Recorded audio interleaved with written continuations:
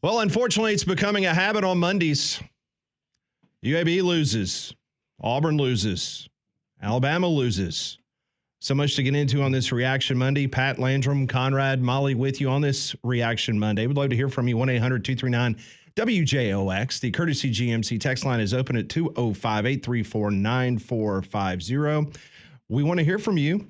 Plenty of text messages are already rolling in. The Twitter feed has been active all weekend long. And Landrum, you know, you and I have been doing this show for a minute, and it's been a while since you can say that Alabama is looking at themselves before the month of November with 2 losses. This is something that a lot of people are not used to. No, and I know that we're going to get into the specifics of the game, and I realize that Alabama fans really frustrated right now. Now you look at the rest of the schedule and how it could potentially play out with some of those teams that still lie in wait for Alabama, where we could be talking about more losses to come. And we take LSU. That looks like a football team that's getting better. Impressive win in Fayetteville this weekend. Missouri, I'm still not believing in Missouri. I know we're gonna discuss them, but for Kalen DeBoer, I just wonder how this team responds, because this is going to be tough. And I realize that there's new players on the roster, but this is kind of uncharted territory for his coaching staff, guys that were with him at Washington. They didn't experience a whole lot of this. This is uncharted territory for a lot of the guys on that roster that played when Nick Saban was the head coach. So where does Alabama go from here? But you're right, never expected this. No, and so every game except maybe Mercer is probably in play for a potential loss. And you just have to look at it that way, because over the last 3 weeks, there's been nothing that would give you the indication that Alabama has figured anything out. And as each week goes on, more players get banged up. You're seeing interviews done with people. And we all know this. You get to this point in the season, there is no team in America that is 100% healthy. Everyone's got issues. Right. Everyone's got, and the thing of it is, it's not an excuse for Alabama why they lost to Tennessee.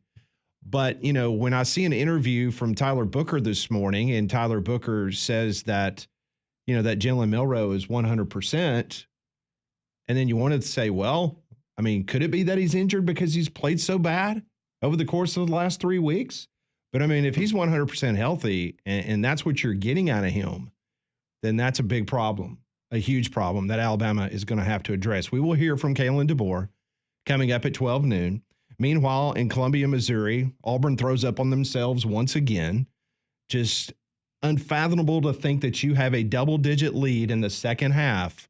I mean, I thought this was Brian Harson's Auburn Tigers. Once again, they absolutely blow a big lead. They had that game well in hand. Yeah. And you have the starting quarterback from Mizzou who went across the street to the hospital. And then he comes back and he leads 2 drives, and Mizzou gets out of there with an unthinkable win against Auburn. And so now you have to ask the question about Auburn is almost the same question you're asking about Alabama when you're looking at their schedule. I don't know if there's a game left on their schedule that you feel comfortable that Auburn is going to win.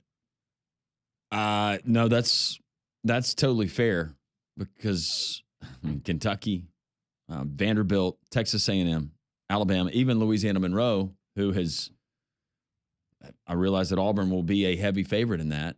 You would think at least a 2-touchdown, but that's a team that believes in what is the psyche of this Auburn team by the time that you get to that point in the season, if they do go to Lexington and lose, and then you do lose to a Vanderbilt team at home.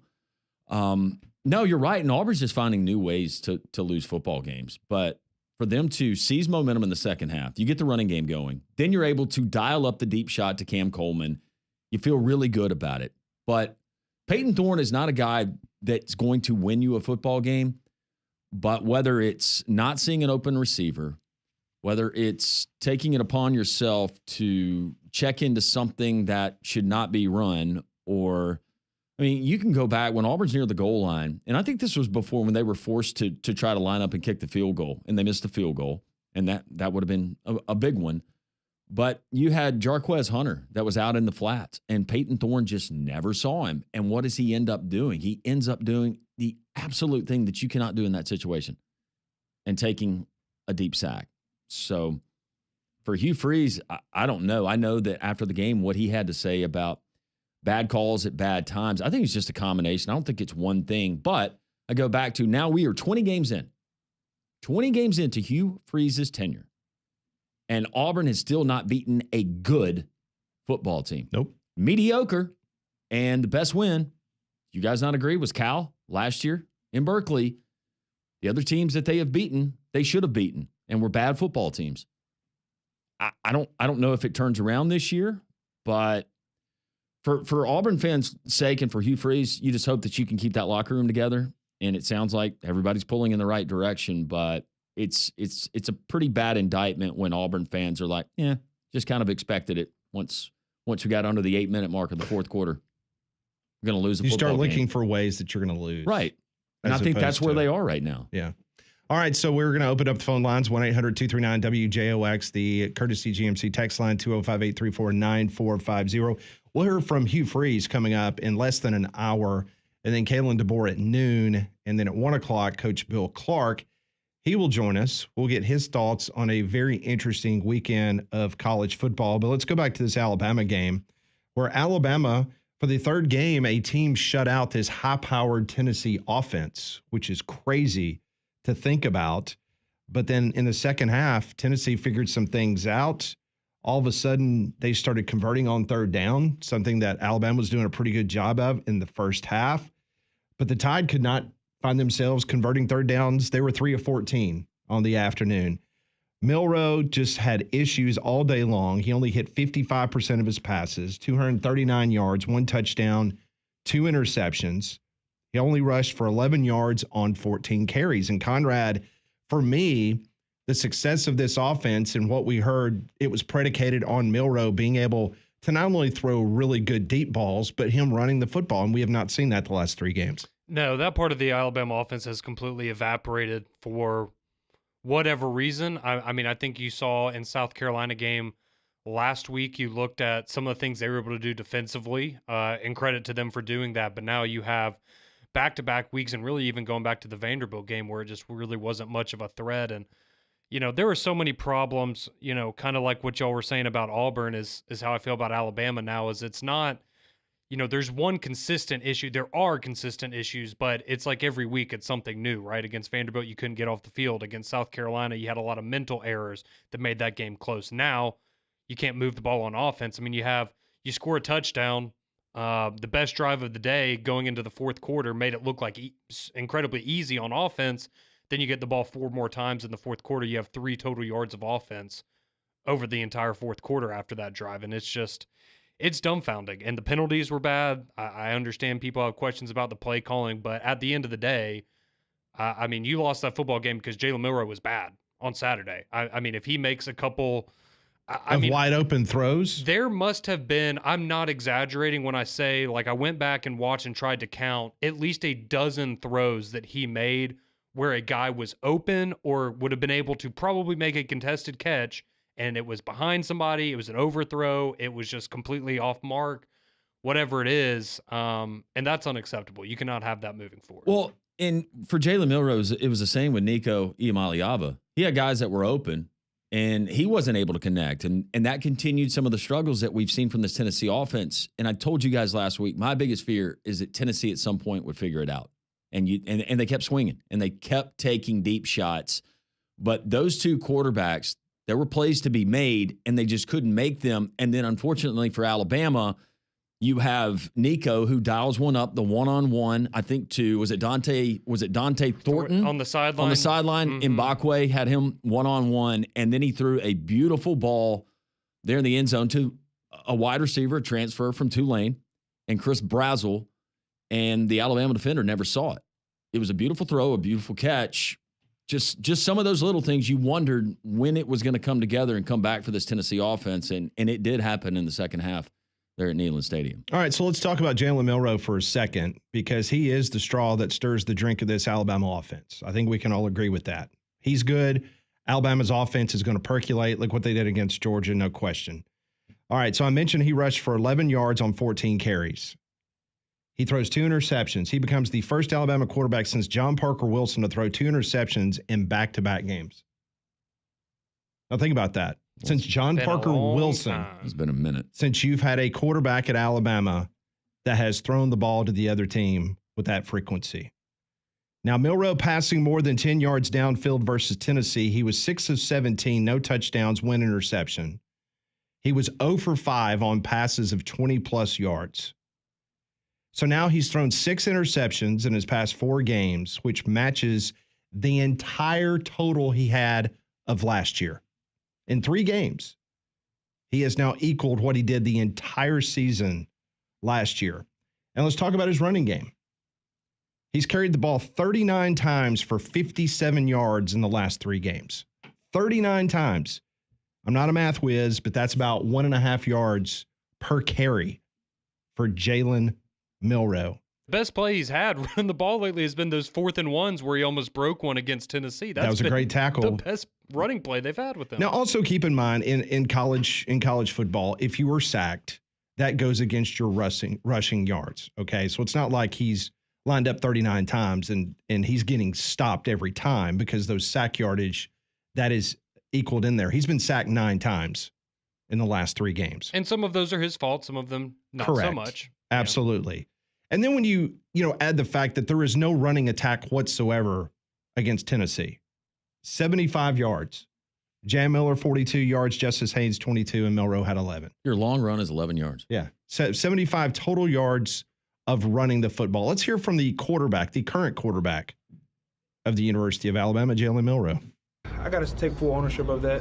When it comes to communication up front, communication to the guys around, I got to do better on my end with playing with better detail, communication up front, and allowing our guys to line up properly, with the communication. So that's something that, going back, that's something we're just going to build on and get better at, and something that I acknowledge, as we were playing. So it's all about building. It's all about regrouping, and then also acknowledging where we were not our best at today. He was pressured 26 times by the Tennessee defense. So, just saying. They're pretty good. Yeah. Well, if you're an Alabama fan like me and you need something to cheer you up, why not check out a little happy hour this afternoon at Twin Peaks and Hoover, because nobody does happy hour the way that they do. Whatever your preference is, they'll have everything for you, from their wonderful tequila cocktails and extensive bourbon category to their top shelf spirits and cocktails that are served over their iced balls. And don't forget about their local craft beers and handcrafted whiskey cocktails to go along with those wonderful 29-degree man-sized drafts. Check all those out when you visit our friends at Twin Peaks and Hoover. And they sponsor our daily 3-man front Twitter poll question of the day. And Molly, I think today's has to do with the Alabama quarterback room. Oh, yes, it does. Should Alabama consider a change at quarterback for the Missouri game? Yes, give Simpson a shot, or no, more problems than the quarterback. And right now winning is no, with 57.2%, 42.8% saying yes to give Simpson a shot. Well, one thing's for sure, they have a lot more problems than just the quarterback. I mean, that goes without saying. So I think the majority of Alabama fans that voted in this poll question, they realized that there's a lot more to clean up than just Jaylen Milroe. And I think everyone around that football team, they're not squarely saying it's Jaylen Milroe's fault, but this offense was designed around Jaylen Milroe. And so if Jaylen Milroe is struggling, then at some point in time, you've got to consider your other options. Well, and another thing in the past, and I will go back to when Nick Saban was the coach, even if you had an offense that particular day underperformed, or you were having to overcome turnovers, you still had other guys that would find ways to make plays. And it is one of those intangibles. And maybe it's unfair for me to say, but it just doesn't feel like this particular Alabama team, I'm not calling them soft, hear me out, doesn't have that killer instinct. They don't want it. When you watch them play, they don't want it. And that's just the reality of it. Playing with an edge, playing pissed off, yeah, it just doesn't feel like we have this or that with this Alabama team.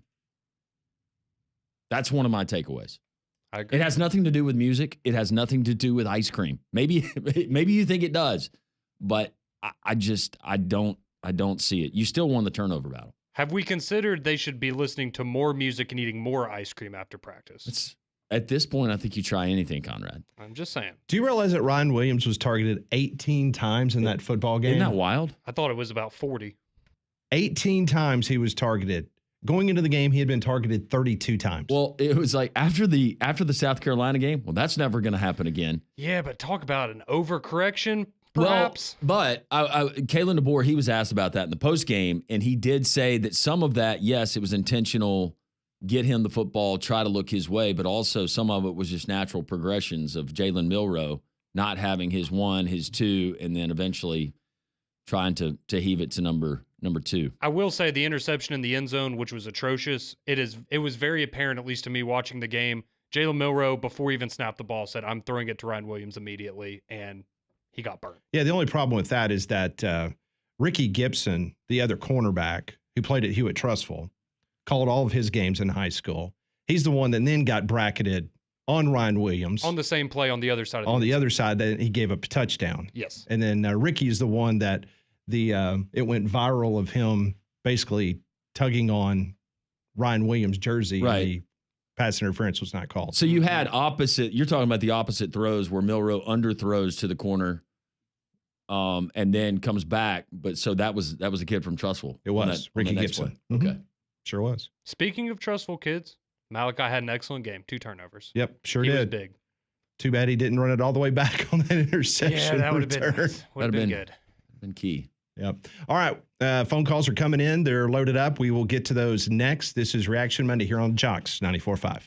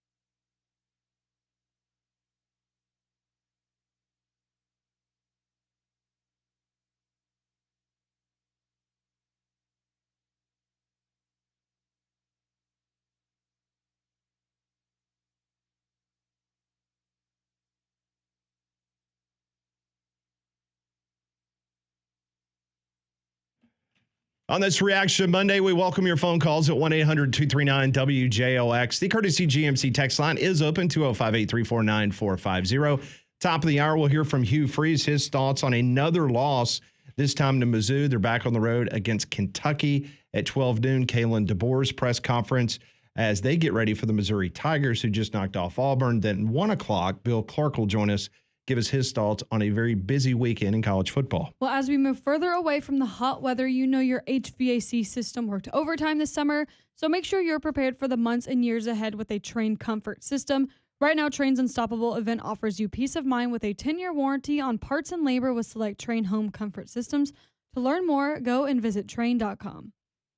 You know, on game day on Saturday, Nick Saban had a very interesting comment about the rivalry between Tennessee and Auburn. And I'd never heard this before, but this is what Nick Saban said on College Game Day. For our players, this was a bigger rivalry than any other game that we played. Any game? What? I'm talking about rivalry game, even bigger than Auburn to our players. Really? It's always difficult for me to get our players up for the Auburn game. It was never difficult for the Tennessee game. Wow. That says a lot. Yeah. That's unbelievable. Saying they had a hard time getting the players up for the Auburn game. And that makes sense because they played most of the time at Auburn. Yeah. Well, and if I remember, I mean, even during the Alabama-Tennessee game, I think Greg even kind of doubled down on those comments and agreed, that was kind of how it was. But I'd never heard that before. Yeah. So Nick Saban dropping some truths on College Game Day. 800-239-WJOX. It is Reaction Monday. First, let's go to Mike. He's been waiting patiently. He's in Trustful. Mike, welcome in to Three Man Front.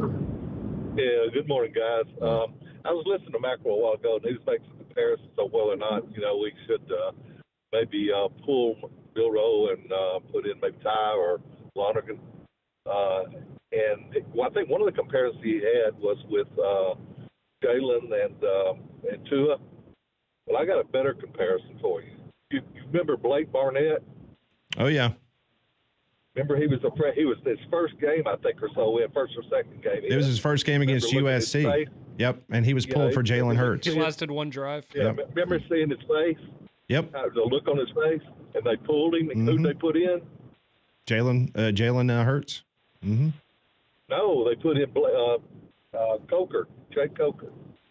No, that was the year before that. The Coker year, that was with Cooper Bateman when they had the controversy. I'm sorry that I was wrong. But anyway, Bateman and Coker. Remember, Coker went up, and I remember listening to Coker one time on an interview saying when he got his chance, he was going to let it go. And he did. Yep. And he won the national championship that year. Sure did. Yep. Sometimes you got to put somebody in and let them go. I'm all for a game manager. I want a game manager. Everybody used to think, well, that's negative. I want a game manager. I want a Macro. I want a McCarron. I want, there's several others like that. Sims. McElroy. I want one of those guys that can distribute the ball. We got running backs. We got receivers. We got great ones in there, supposedly.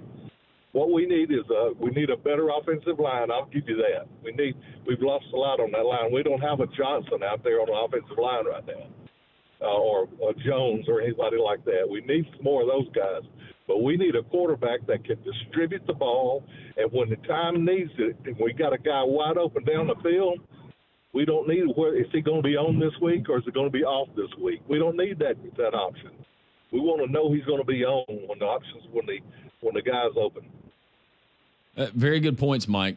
We appreciate the phone call. The difference in this Alabama team, and I agreed with a lot of what Mike said, but the difference in this team and some of those game managers, you don't have that dominant defense where, and I know it's situationally or matchup wise, week to week, it's not just blanket across the board, but if sometimes you need a guy that can create explosives. And if Jaylen Milroe is good, we have seen he is very good and he is tough to defend. But when he is reverting back to making some of those same mistakes, when he's off with the football, Conrad, it doesn't. And then you have a defense that can't get stops or can't get off the field. It's a perfect combination. Well, and I think that's why the reality is, if you're Alabama, especially this team right now, he gives you your best option to win football games, whether you like that or not. Because again, like you said, when he is on, you can beat anybody in the country, as we've seen. When he's off, you can lose to teams that you're probably more talented than. And so you can overcome a lot of those shortcomings, whether it's offensive line or some of those other things. Exactly. And the reality is right now, you don't have a better option in that quarterback room. That doesn't mean, who knows, maybe Ty Simpson or Lonergan or Austin Mack goes in there and they're this amazing revelation at quarterback. Let's remember, Ty Simpson didn't start over Tyler Buckner last year in the USF game. Like, I'm not saying he can't turn into a good player, but there's a reason that Jaylen Milroe is the starting quarterback. It's going to be ugly at times, but again, I think the upside that he gives you, he is your best chance to win. It's just sometimes he's also going to be the reason you lose, like on Saturday. We'll continue with your phone calls. Let's go to Larry. He wants to talk Alabama. Larry, welcome in. Hey, guys, I love your show. Listen every day. Thank you. Just want to make a comment and then a couple of questions. My comment is simply this.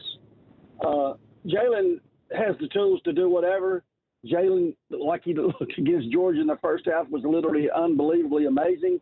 But when he gets under pressure and he goes to different fields like Tennessee or obviously going to Baton Rouge in a few weeks, when the pressure's on him, it just seems to affect him significantly. Do y'all agree or disagree? I agree.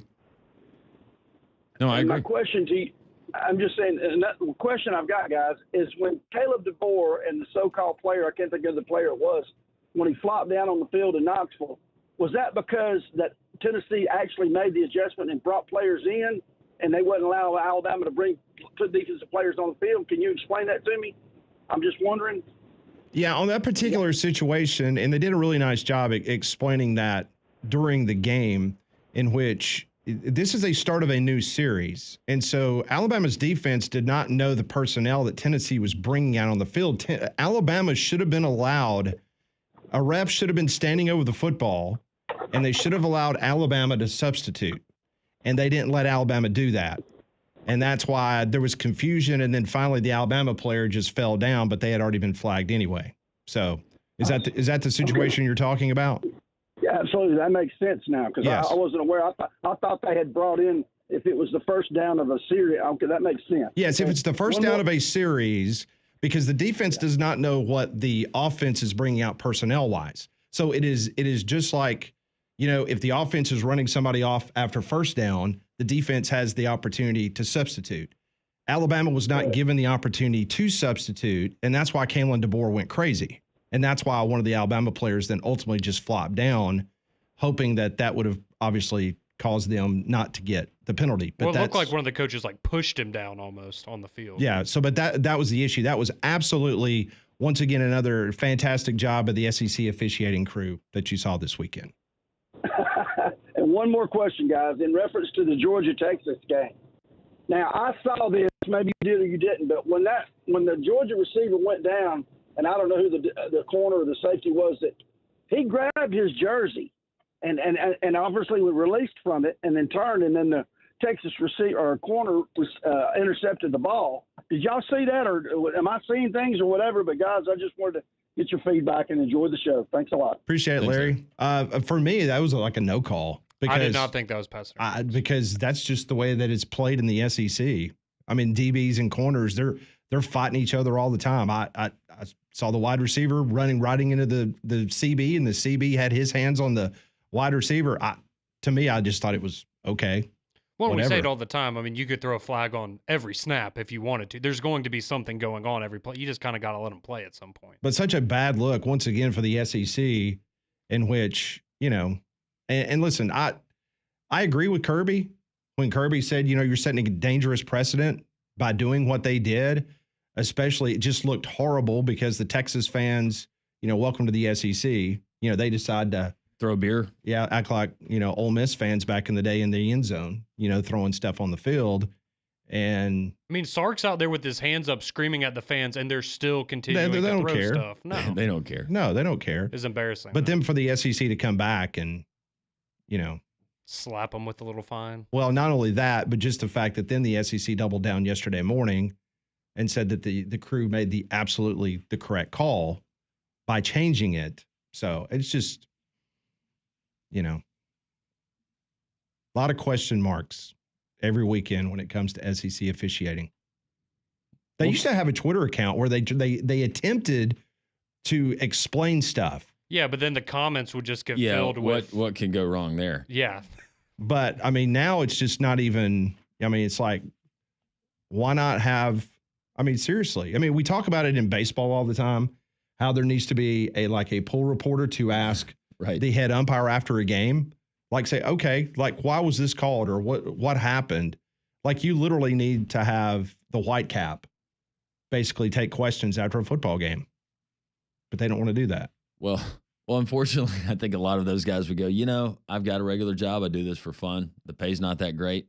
I don't need that scrutiny. We might get a great breakdown of some of these calls at SEC Media Days next year when they do their officiating panel. I look forward to that. Yeah, that's always a well-attended event. Yes, it is. It's 10:31 here on the show. We'll continue with your phone calls. We'll get to your text as well. Reaction Monday, 3-man front and Jocks, 94.5.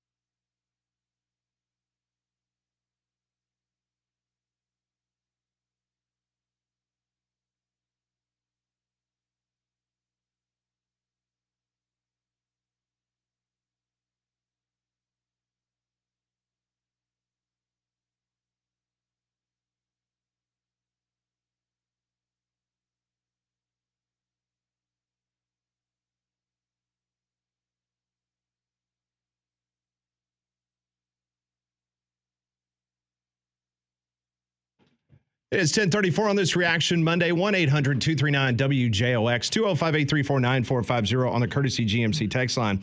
It is of note because the Southeastern Conference did fine the University of Texas $250,000 yesterday afternoon for the actions of its fans. Tennessee got poked for $100,000 for fans rushing the field at Neyland after another victory against the Alabama Crimson Tide. Now, the SEC says it is not suspending alcohol sales privileges for the University of Texas at this time, but they do reserve the right to do so if other requirements outlined are not met in the SEC statement yesterday. You know, if you want to prevent maybe field storming, how about that for the stadiums that do sell alcohol? That's an idea. I think that's a great punishment. Yeah. You storm the field, then we're no more alcohol sales the rest of the season. Yeah. They might pay attention to that. I agree with that. That affects them. It does. A fine, they could care less. And you can't wear boots to the games because we all know what you're hiding inside of them. Birmingham, when it comes to your technology, don't settle for anything less than a winning team. Your trusted local IT partner, Evolve IT. At Evolve IT, they're your MVPs for all things tech, network management, cybersecurity, and keeping your business systems running smoothly. No fumbles, no downtime, just expert support right here in Birmingham. That's the difference with Evolve IT and other IT companies that do a fine job, but they're nationally located. They're local here, 365, 24/7. You have downtime. You're not going to have it with Evolve IT. You're going to have someone there that gets back to you immediately and gets your business up and running. You can find them online at evolvebhm.com, or you can call today to score your IT touchdown, 205-749-8970, Evolve IT. So, last week, Alabama had an 87% chance of making it to the college football playoff. As of this morning, it now stands at 44.3%. And ESPN has Alabama as a 33% chance of winning all of their games for the rest of the season. Alabama currently is outside the CFP, according to ESPN. The Crimson Tide, according to ESPN, is projected to face Arizona State in the SRS Distribution Las Vegas Bowl on December 27th. Will you be attending that game in Las Vegas if that happens, Conrad? Nope. You don't want a trip to Vegas? Nope, not under those circumstances. I volunteer to go cover it. How many Alabama players do you think will be available to play in the Las Vegas Bowl on December 27th against Arizona State? What's the minimum you need to roll the ball out there and play? Probably that. Man, what a difference just 3 weeks makes. It's amazing. Who would they play again? Arizona State. Hey, they're good this year. They don't have a kicker. No, they're having tryouts today, though. They are having tryouts today. Pretty cool. We'll get back to your phone calls. Let's go to Glenn. He is in Denver, listening on the Jocks 94.5 app. Good morning, Glenn. Hey, guys. I hope you're having a good day. It's cloudy and cold here, a bit rainy, kind of indicative of the program, right now? Yeah. Yeah. I was going to ask Conrad. I know he's a Bama fan like me. Vandy has a better record than us, and that's not good. And I think I want to pour more salt in this wound. Mike Shula never lost to Vanderbilt. And I agree with Conrad.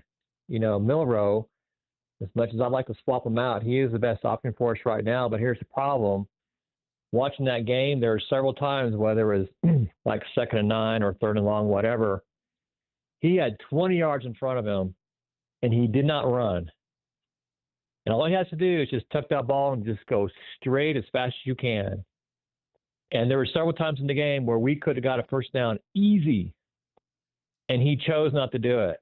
And so he does give you that option when he's on it.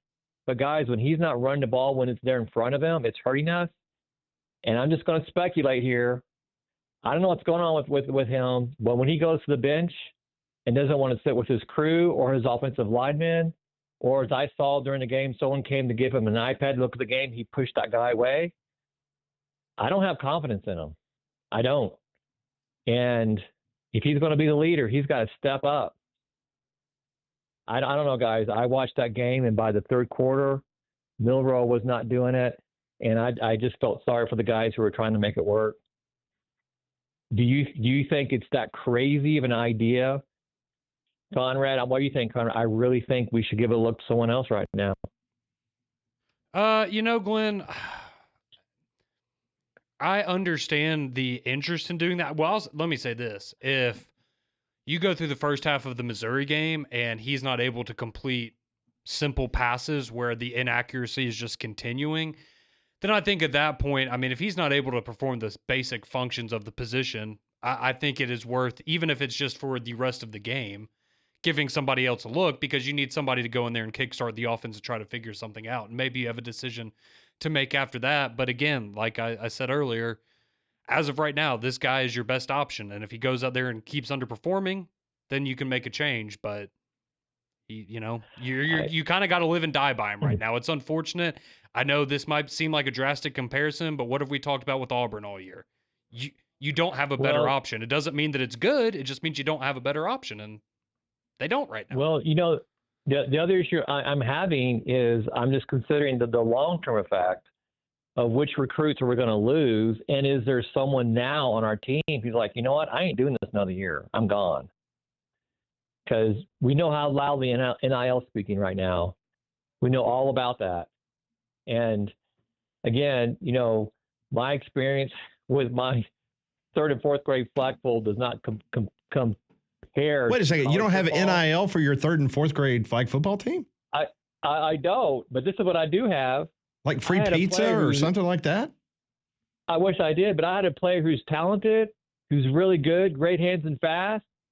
And he's like, Coach, I just don't want to play. I can get off the field. I put him in with someone who's less talented, less fast, slower, but gave me what I needed to get the job done. Maybe Glenn needs to come down here and talk to the Alabama football team. Let me tell you what, if that was me, of course, they would laugh at me. I would walk in right now and say, look, guys, here's a sheet of paper. You want to transfer right now, put your name on it, you're good to go. Coaches and players, I don't give a rat's whatever. Those who want to stay here and play, we're going to make it work, and we're going to work our asses off until we win a game, and then we're going to win the next game. If I was DeBoer, I'd be waking those guys up at 4 in the morning. Come on, guys, we're going to the field. You don't want to go? Get on the bus and go some other place. Auburn will take you. Florida State will take you. Whoever knows will take you.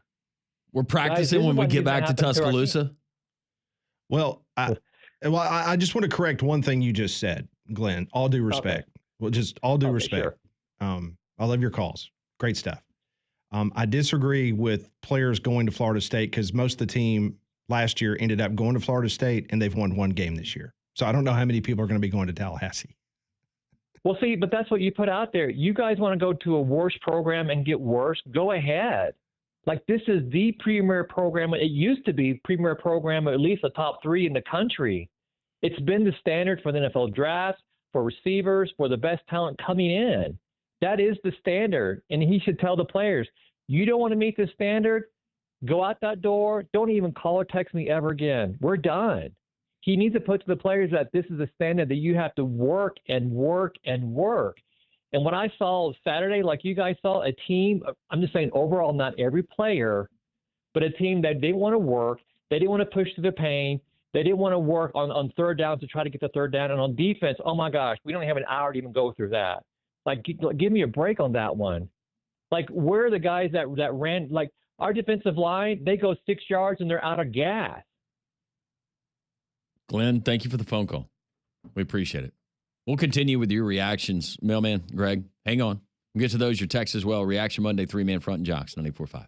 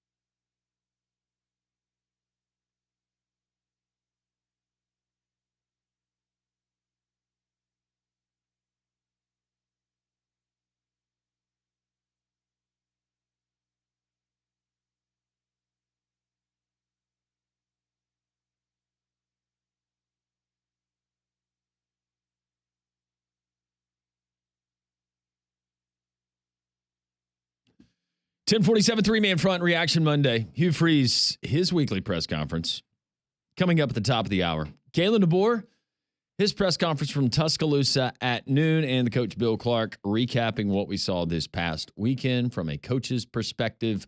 We appreciate you joining us here on this Reaction Monday. If you have an older roof and we're thinking it may need to be replaced, hang on before you do it. Our friends at Roof Max of Hoover, they have a professional and affordable roof treatment scientifically proven to reduce the aging process of your asphalt roof.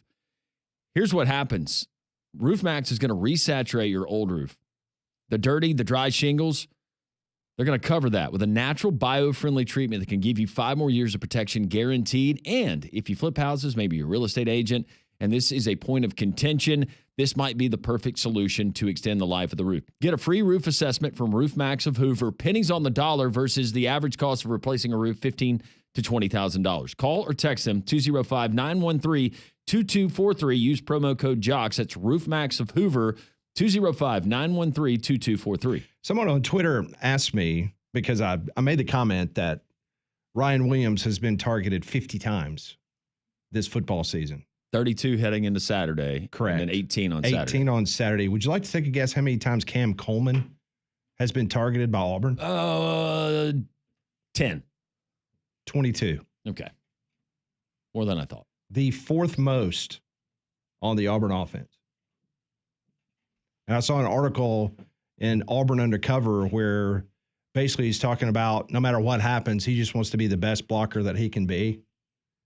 And I know we've talked about this with Auburn, and the same thing needs to be said about Alabama. Alabama's got a very good, verbally committed recruiting class right now. The problem is going to be if they continue to lose games and they're not in the national conversation, you ultimately will lose guys. That's going to happen. And if Auburn doesn't win any more football games, they're going to lose players. Sure. Because where's the confidence? Then you got to worry. And listen, the same good thing goes about Alabama. I mean, what's the future with Ryan Williams? I mean, Ryan Williams has got to look at it at the end of the year and go, okay, is this really where I need to be moving forward? Just like Cam Coleman's going to ask himself that same question if Auburn finishes 3-9 and he's the 4th most targeted player on your football team. Whatever Auburn does as far as the recruiting class or in the portal, they've got to go and get a guy to play quarterback, because you can't tell me that a Vanderbilt team is more talented top to bottom, even with Auburn and what they're trying to rebuild there. But Vanderbilt has a quarterback who can make plays, and he can overcome some things that are challenges right now, whereas you don't have that from Peyton Thorne. Like I said, I don't think Peyton Thorne is a guy that's going to win you a football game, but he can damn sure lose you one. Or just some of those plays that just aren't there and those missed opportunities. We'll get back to your phone calls. Let's go to Mailman first. Mailman, how are you? Hey, what's going on, guys? I promise to be back on and be regularly calling in. I don't want to disappoint some of the listeners that enjoy me calling in. But again, I'm finna tell off on my age. I'm really not disturbed by what's going on, because we've had years where we've seen the other side of Alabama football. Like I said, I grew up in the era of Bill Curry, Ray Perkins, Dubose, Mike Shula, and Dennis Franchione.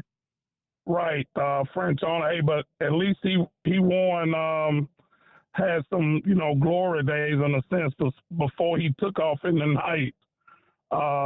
But here again, my submission and words to DeBoer is, I know Saban is still down there on campus, but the person he needs to talk to right now is Bill Curry.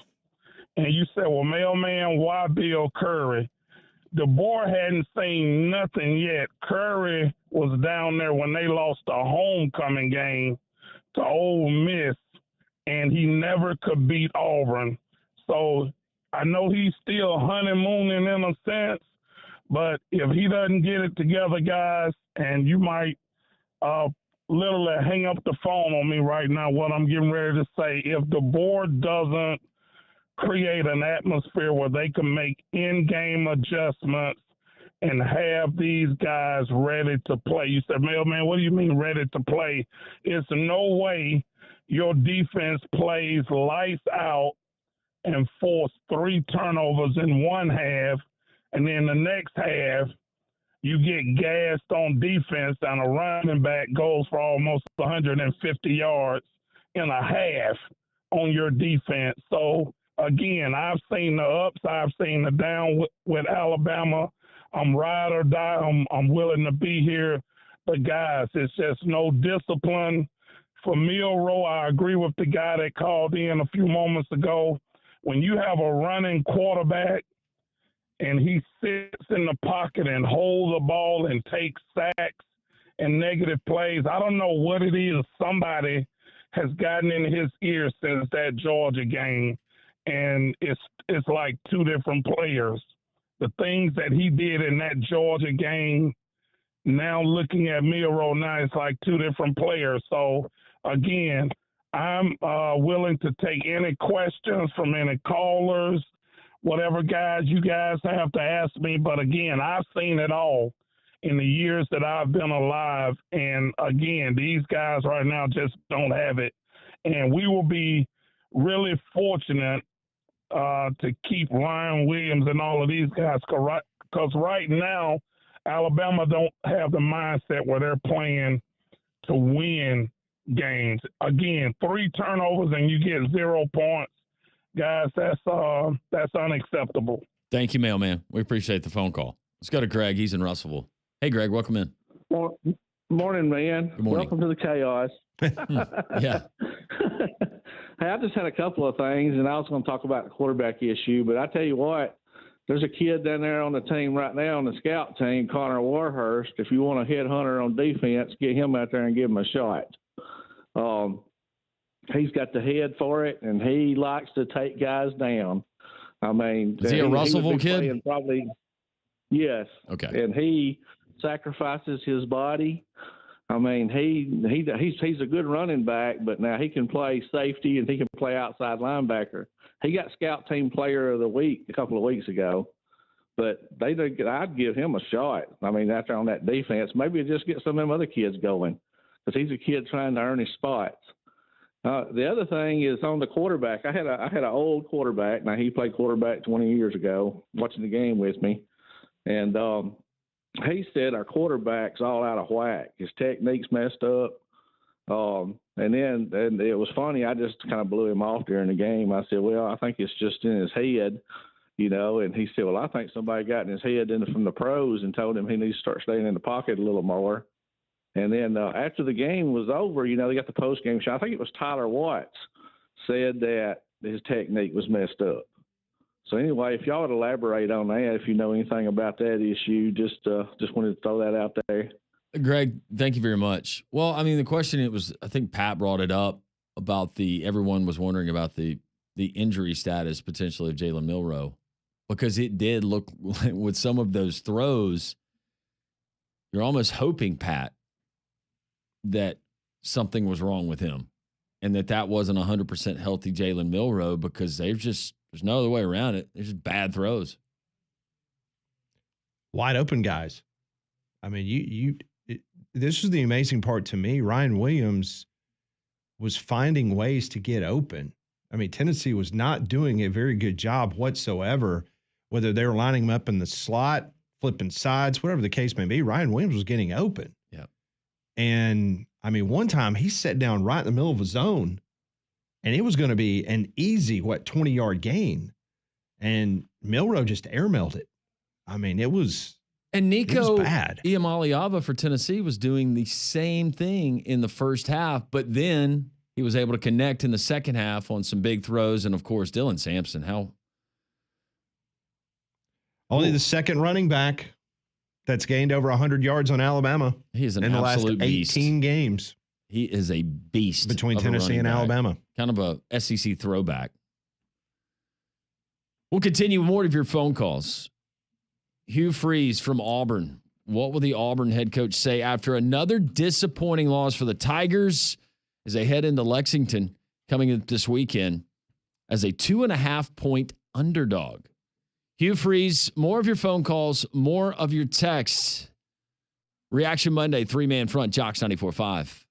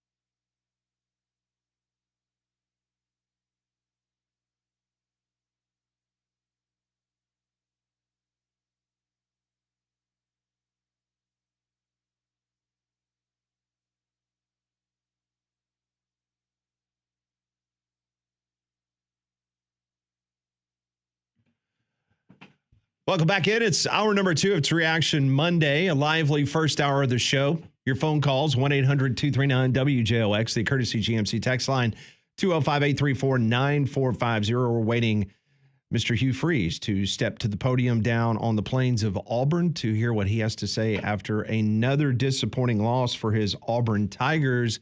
Had a double-digit lead there in the second half, and Auburn just could not take care of business. Jarquez Hunter did get a little bit more work. I think he ended up with 15 carries. He had 19. 19. Okay. Did not get to that 20, but he looked good when he had the opportunity to run the football. Yeah. So, had a dropped would-be pass in the end zone from Robert Lewis, one of your transfers, a veteran guy that transferred in from Georgia State. So, again, I don't put it all on Peyton Thorne. I do feel like Hugh Freeze and Peyton Thorne they're just bad for one another for whatever reason. Maybe Peyton Thorne overthinks it. Maybe Hugh Freeze is overthinking it because he's worried that Peyton Thorne is overthinking it. It's just, I'm not saying it's a toxic relationship, but they just can't seem to get any kind of flow during a game. I was about to say, it just kind of reminds you if you ever have a friend and they're dating somebody and you're like, yeah, maybe they're just not your favorite person in the world. And you're like, what do you see in them? Like, you see something obviously that we don't, and it's just, yeah, everybody's kind of aware that maybe this isn't the best. Yeah. It's not going to work out long term. How about Mandu in downtown Homewood? The holidays are approaching. Got holiday parties. You want to keep the weight off, but enjoy some of those great foods. Electrical muscle stimulation fitness. That's what you're going to get at Mandu in downtown Homewood. They're going to put you in a suit, hook you up to a machine that sends electric pulses to various parts of your body. If you join now, there's all kind of discounts on your membership for Mandu for the month of October. You can follow them on social media, Facebook, and also Instagram at Mandu Homewood. That's MANDUU Homewood. Check them out. 15-minute workout. That's all it takes. You're going to get results. So you're in and out. You can carve out in your busy schedule, especially here in the fall. You'll get results. I've gotten results. Damian Mitchell's gotten results. So many others that have taken me up on it as well. Your first visit is free, and they're going to put you through the workout to see if you like it. If you try it, I can almost guarantee that you're going to love it, and you're going to absolutely love the results. Mandu and Homewood, MANDUU.com for more information. So we had our first FBS head coach firing yesterday morning. It was East Carolina's Mike Houston. That was followed up by mid-afternoon. Southern Mississippi's Will Hall was fired. Utah offensive coordinator Andy Ludwig, he stepped down last night, and news just came in that Coastal Carolina has fired Travis Trickett as offensive coordinator, quarterbacks coach. Head coach Tim Beck will now handle the play calling duties. So we're starting to see the guillotine get all greased up and lowered down on some of these guys. Seth Luttrell gets canned too. Yep, Oklahoma's OC that Knew that one was coming. Yeah, former Oklahoma fullback, former North Texas head coach. Mm-hmm. Man, you feel bad for him though. I mean, he got through half a season. Yeah, it's look, Seth Luttrell, he's a good offensive mind. He did not have all the things that he needed at his disposal. But after that kind of loss, somebody's got to go. And so that was going to be the easiest option, because you can't fire your defensive guy because he's your head coach. Well, I don't feel bad for Luttrell because he signed a $1.1 million contract through 2026, so he's going to be paid nicely. His offense ranked 129th nationally. Another reason why he got fired. He'll always have that magical ending that they got in Jordan-Hare Stadium. Yes, he does have that. The deep ball that they hit late in that game. He does have a national title. He has a ring, though, because he played fullback at Oklahoma in 2000. So he's got that going for him. So he doesn't have to sell that thing on eBay is what you're telling me. He's going to be fine. No, $1.1 million per year through 2026. So, yeah, nothing like getting paid $1 million to sit at home and drink coffee and post on social media like Brian Harsin does every Saturday. Brian Harsin. How about Gus almost pulling a Gus? He almost. So close. Going up to Ames, you're in that football game. Would have been so fitting. Weird stuff happens, but that would have been. But it was also kind of very Gus for them to be in control for most of that game and then ultimately lose it. All right, it's time to go down to Auburn. Here's Hugh Freeze at the podium.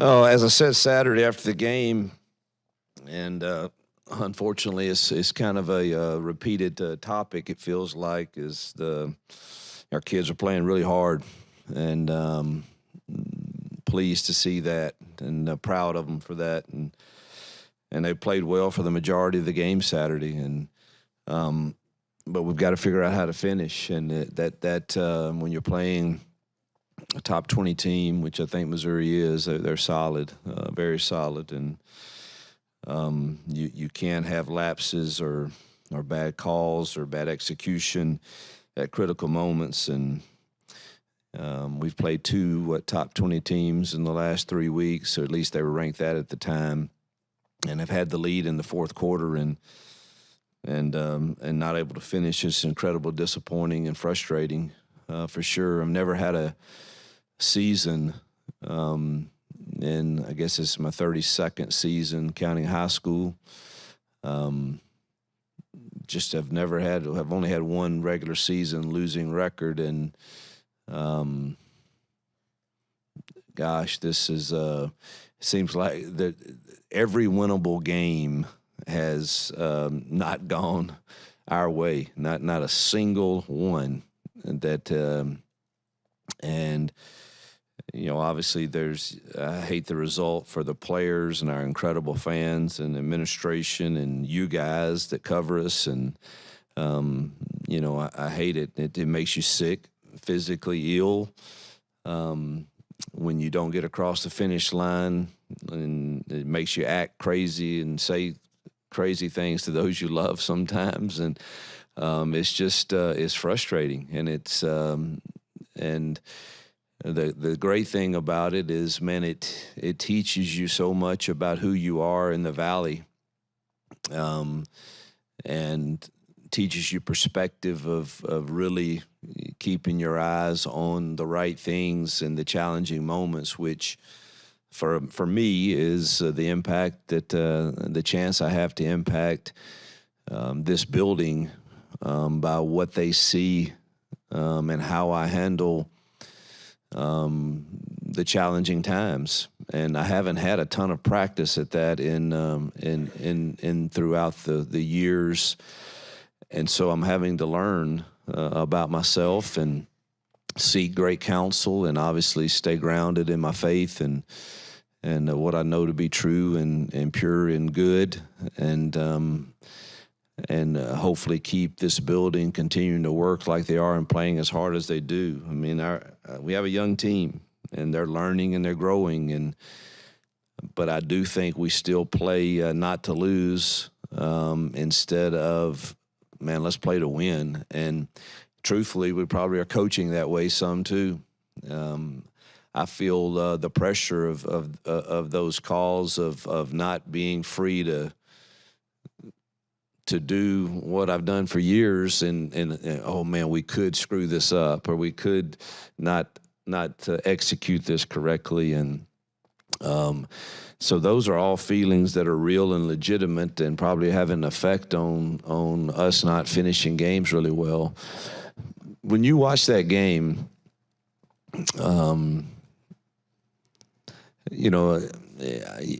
you look at three different drives to me, but we have a really good drive in the third quarter, and truthfully, it's a touchdown. And, I mean, the game's over, and we have to make that play. And it hits him right in the hands. It's a perfect throw, and I'm not beating up Robert. He's one of our greatest kids on our team, and nobody hurt. He sent a text out to us on the bus to the team that would break your heart, I mean, it's just like, that's on me. And obviously there's a lot of other plays, but you make that play, or you make that field goal, or you make a different call as a coach at a different time. But the game could have easily been over. Defensively, I thought we played probably our most complete game, outside the 78-yard completion where we had rat coverage called, and it should just never be. I mean, we're just young, but we're right there, and it's a great call by DJ and them, and but yet they made a play. They had a good quarterback, a good receiver, and he made a play and gave them an explosive run that gave them their first score to get back in it. And you got to give Brady credit for coming back and extending plays with his legs, which really hurt us. But and then that drive right before the third on offense, and then the drive after we stopped them, after we pinned it, our punt team pinned it on the one or whatever, we get it back in a short field, and then that's our chance to put the game away. And we have a negative run on first down, and we just didn't execute it. You're giving it to your best guy and on his own play, and you got to give them credit. Their defensive front is good, but we didn't execute it very well either. And then we miss Rivaldo on a wide open. He had a little pressure on him. We didn't protect extremely well on that play. But, boy, if we could make that throw, that's a game changer. And then I think throws a little high for Sam on the third down play, which I think he was going to run for a first there. And we just don't make any of them. And then, obviously, they have an 18-play drive to win the game, and we were absolutely gassed. And DBs, the young ones, who had played pretty well at keeping everything in front of them most of the game.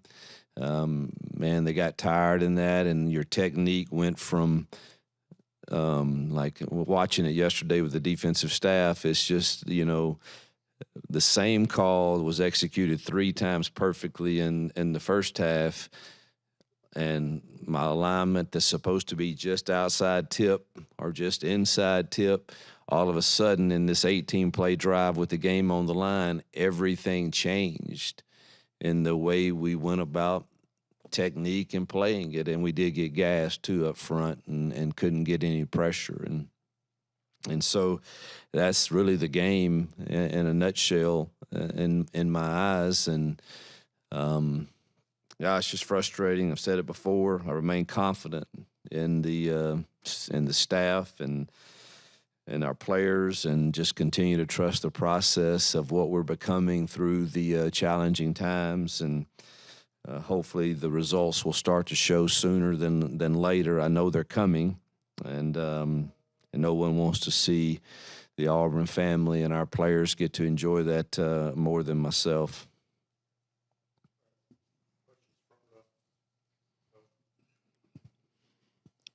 Hey, Hugh, I don't think we've really asked you about play calling. How do you feel like it's been adjusting back into play calling a lot more on Saturdays? And then during the week, do you feel like you're as involved as you need to be and still obviously doing everything that you've got to do as the head coach? Yeah, it's a challenge, this morning, we're trying to get to the basis of the Kentucky plan in, and got a stream of players that I want to see and spend time with, and so that's been in and out, and I've been in and out, and but I'm pretty clear with the guys what I think that we can do, and I think we're all in agreement and in alignment on that. The play calling part has been obviously Nick's does some of it, Kent does some of it, but I've for sure had my share of it. Has been it's 4 hours of stress. It's 4 hours of man feeling like you have to have the perfect call for us right now. That we don't have a lot of erasers. We don't have a lot of we just don't have a lot of the margin for error seems so small, and maybe that's the feeling that has you feeling like, man, we've got to get this, like I wanted to, when we got that ball, to take a shot and shoot. 5 years ago, I'd have done that and not worried. But then you're 2nd and 10 and you're like, we didn't give it to 27 and we should have. And then we give it to 27 and we don't execute it exactly right. And there Ian made a great play and you're in 2nd and 12. But it's a challenge to recruit your current roster, to help work on the offensive game plan. Thank God I've got guys I trust on the defensive side, because if I had to do anything more over there, it definitely wouldn't be enough time in the day. And then this profession has gotten to where, you feel like you're, lifting weights and there's an added 45 dumbbell like every other day possibly with something else, whether it's the transfer world or an academic or a discipline issue or a family issue that a kid's having. And when you're a relational staff like we are, they feel the comfort level to, let me go see Coach Freeze. And so that is, it is a lot, but I enjoy being a part of trying to figure out how to get this offense, along with Coach Nix, Coach Austin, Coach Davis, Coach Thornton, and all of the guys that are in there, our analyst crew, to be efficient and to find a way to put games away. And really felt like we had one of our better drives of the year that end of the third quarter, and just got to finish that drive, and the game probably is over. After the first series, we saw D Wade at left tackle the whole rest of the way. Do you expect that to be the case moving forward? Yeah, we'll continue to look at that this week. The movement stuff that has started to happen against us because we were really good at getting into correct runs against fronts for several games. So everybody's trying to do pattern what others have done. And we had a couple, Percy struggled with it in all reality. And first play of the game, we should have a completion for I don't know what. Dre would have caught it and tight turned and, 10 yards, let's say. And we just totally, the movement messed up Percy, and he just totally kind of didn't block anyone, and the guy sacked us. And I love Percy, and we're going to continue to work with him. The movement is just, it's giving him some problems, and we just didn't, we felt like we would be a little more sound with the other crew in there if that was going to be their game plan. Coach, you talked about after the game they were able to take the RPO game away from you. Can you, in your words, describe how they were able to do that, and what's your pivot? When teams try to do the same thing to you in the future. Well, I mean, the box is a good box to run against, so you hand it off, and I don't know what our average rush was. I can't remember, but it was pretty solid. So that is the answer. I had a feeling, they were going, window those safeties pretty deep and play some outside tip coverage on our single guy to the boundary. And but again, they can't do that and still have you outnumbered in the box. And so I thought we were pretty effective at running it most of the day. They had some good plug deals with their backers that caused us problems in the second half some. But they definitely were not going to let us sit there and throw RPOs for sure. So you got to be able to run the football.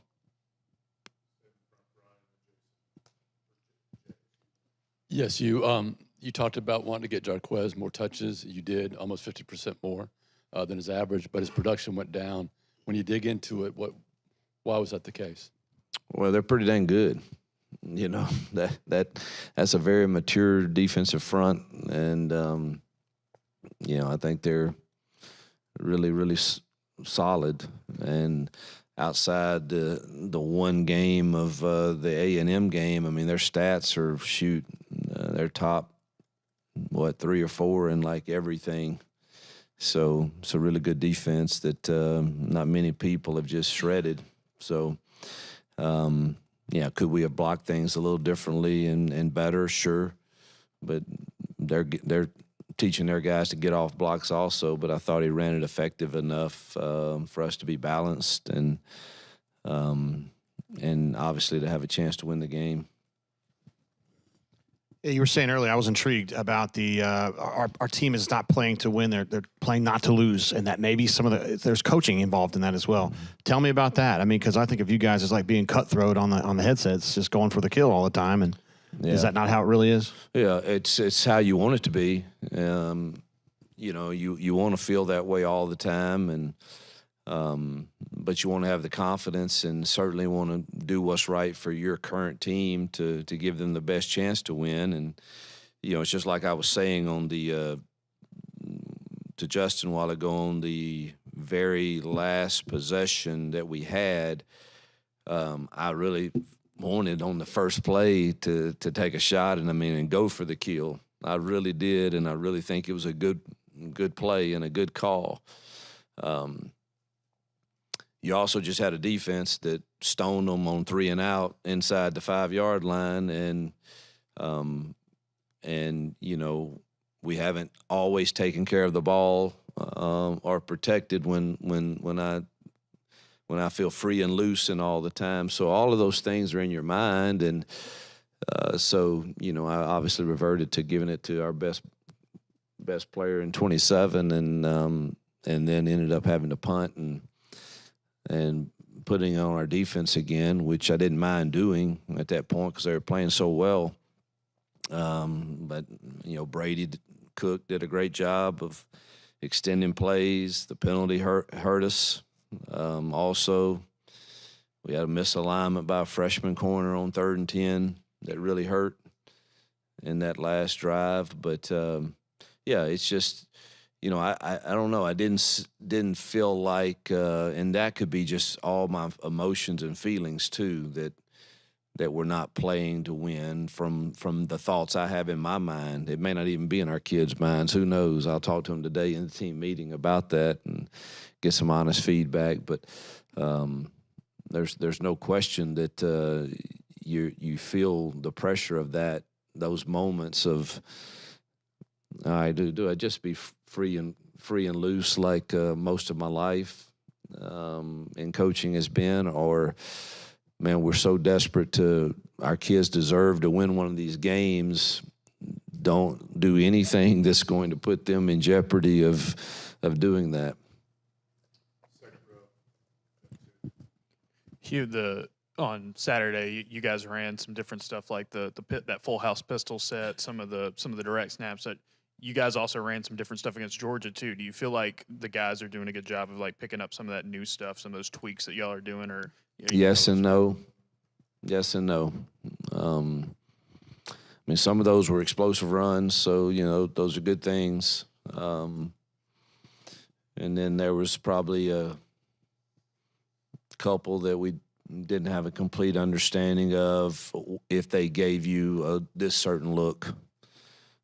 So I think the answer is yes and no. I mean, it's not like, I mean, in our system that 3-back stuff, truthfully, the line doesn't have a clue that it's any different.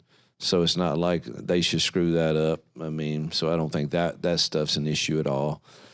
You know, it's probably when you're having a new formation or a new motion or something like that may be a little much. But I didn't think any of all the new stuff that we kind of put in seemed to be pretty successful.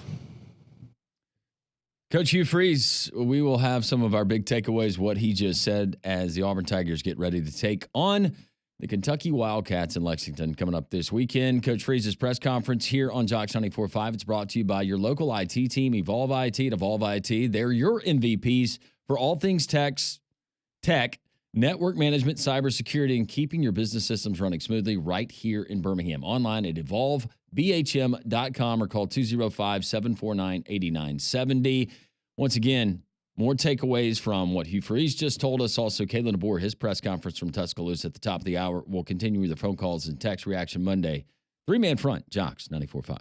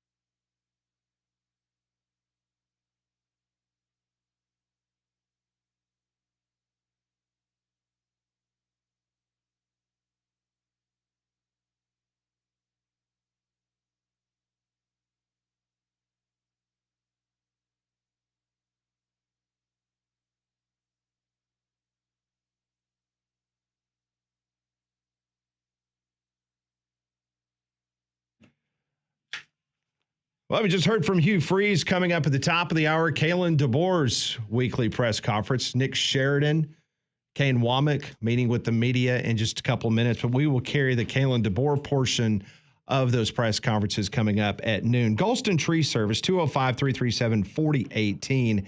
They're run by a certified arborist, and that's very important because that arborist can come to your home if you have some trees that may look like, you know what, they've seen their better days. Is this thing dead? We need to cut it down. They're going to give you an honest assessment. I actually had a big old oak tree in my yard, and I thought it was dead, and called them. They came out to my house. I said, "Oh, that is a purely healthy tree. You got some limbs that we need to get rid of for you, but no, that is the base and everything is healthy. That's good to go." So didn't have to cut it down, which I'm very proud that I didn't have to do that. That's the kind of honest assessment they're going to give you. They've also got 24-hour emergency service. So how important is that with these storms that we get popping up, especially in the Birmingham metropolitan area? We've got a lot of woods and trees in our area. So you know what? If something does fall overnight, they can come help you immediately. Write this number down. Put it in your phone. It's 205-337-4018. No job is too small. No job is too big for Golston Tree Service. We just heard from Hugh Freeze, his weekly presser. Some of the takeaways, quote, "I still think we play not to lose instead of playing to win. Truthfully, we're probably coaching that way too."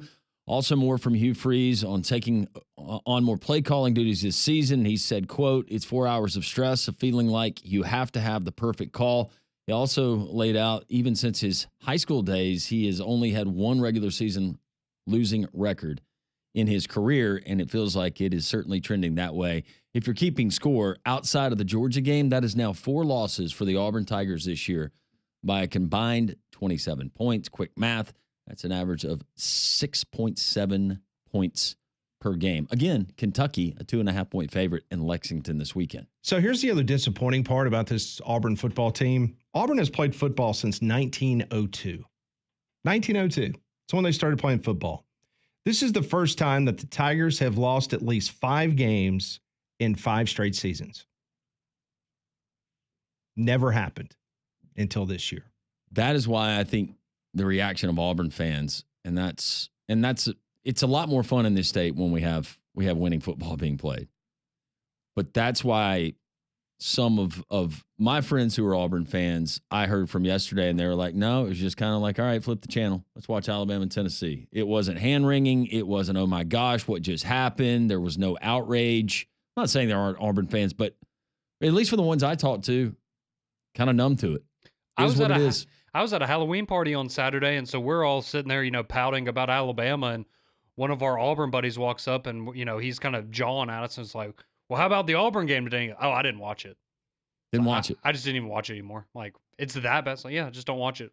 Well, when you've lost 7 straight games to Power 4 opponents, it's like Landrum said, you're now expecting it, and that's what's so sad because this Auburn program's a proud program. Absolutely. And it's just to think that they've lost at least 5 games in 5 consecutive years for the first time in the history of the program, that is startling. It's just so many different things that you can point to. It's not one thing. It's not, Peyton Thorne, he made some good throws. Did he have some questionable decisions? Yes. How much of that was play call? How much of that was Peyton Thorne? Well, a couple times his receivers did not help him. Right. No, they didn't. I mean, and that's totally fair. And granted, it was not perfect on the numbers, but Fairweather, being the big target that he is, he missed one across the middle. Got to catch that ball. You got to catch that one. Robert Lewis in the end zone. Yeah, that was a touchdown. So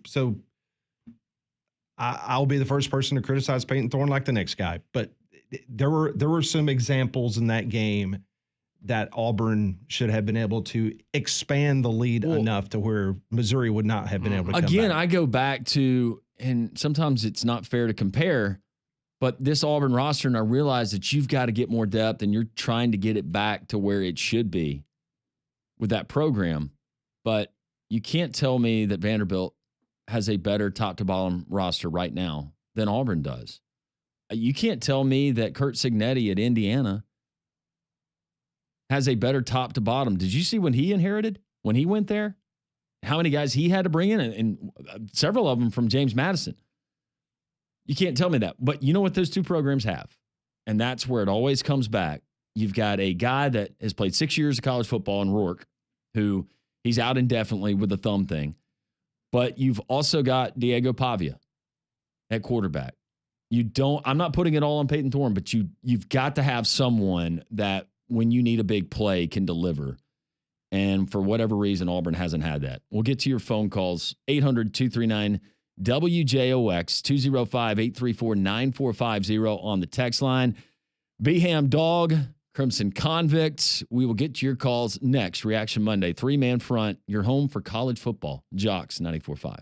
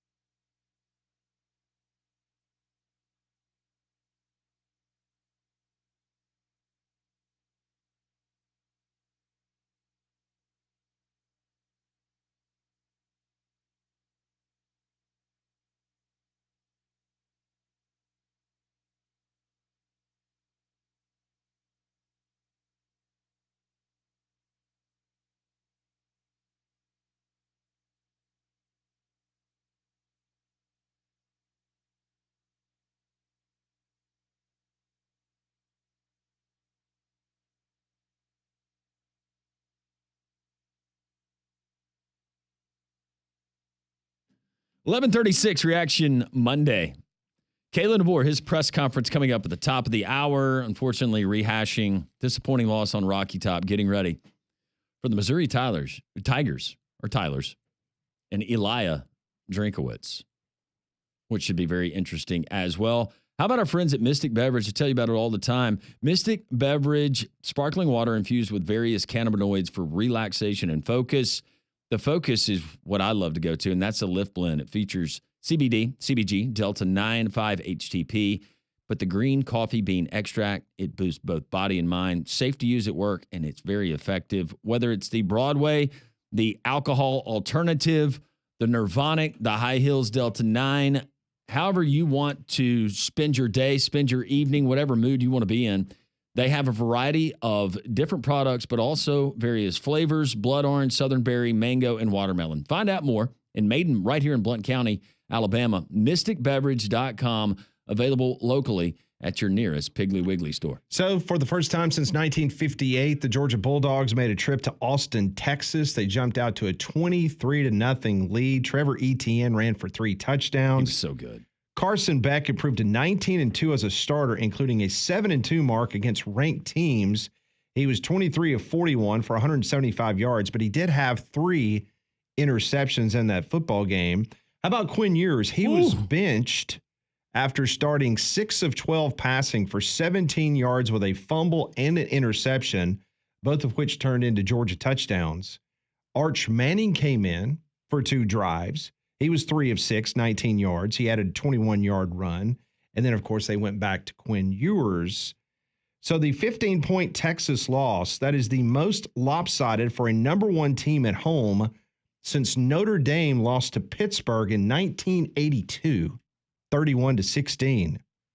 Georgia's now 6-1, 4-1 in the SEC. Texas 6-1, 2-1. Here's another amazing stat. No other team than Alabama has beaten Georgia since November of 2020. No one. It's pretty solid. Only Bama has Georgia's number during that time. I will say, watching the game on Saturday, super impressed with Georgia, but I can't be the only Alabama fan watching the game and going, how the hell did we beat these guys? I think a lot of people might be saying that same thing, Conrad. Well, I was, and Carson Beck, you read off his stats. It wasn't great, but for Quinn Ewers, because we had just left Raymond James for the 7-hour game that UAB had with South Florida. I think David Crane said it best on the broadcast. We need to petition the American. Don't ever let these 2 teams play again, ever, against each other. Took forever. But as I get on the bus to go to the airport, I'm looking at the stats, and it was a stat that you just read off. Quinn Ewers is 6 of 12 for 17 yards. But look, and I was wrong, and I was impressed with Georgia. They played lights out. Definitely their best game that they played this season. That was a pissed off Georgia team that had something to prove. Welcome to the SEC, baby. Welcome to the SEC. Speaking of Georgia, B-Ham Dog, our friend, joining us now. Congratulations, B-Ham Dog. Your team looked outstanding in Austin on Saturday night.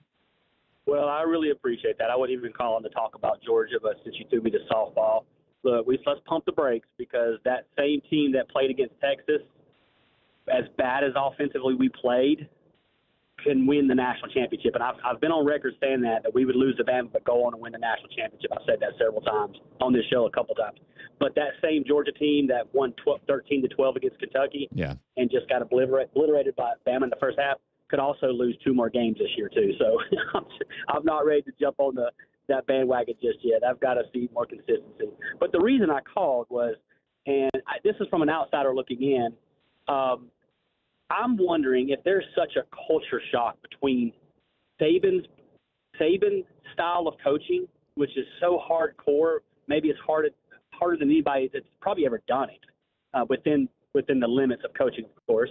And this new age, which falls more in line. And I'm not saying what Kalen DeBoer is doing is wrong. I don't think it's wrong by any means. It works. It's been working for him ever since. But that's what his players know, and his new players coming in, like a Ryan Wiz and these young guys, that's all they know. But you still got this old regime that's still like the old Saban way. That's, let's go about our business and let's take care of this.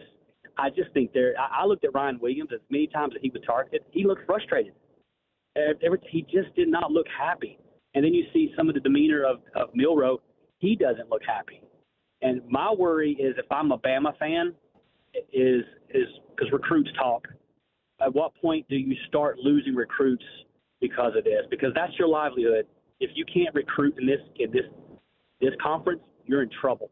You're in major trouble. I don't care how good you can coach.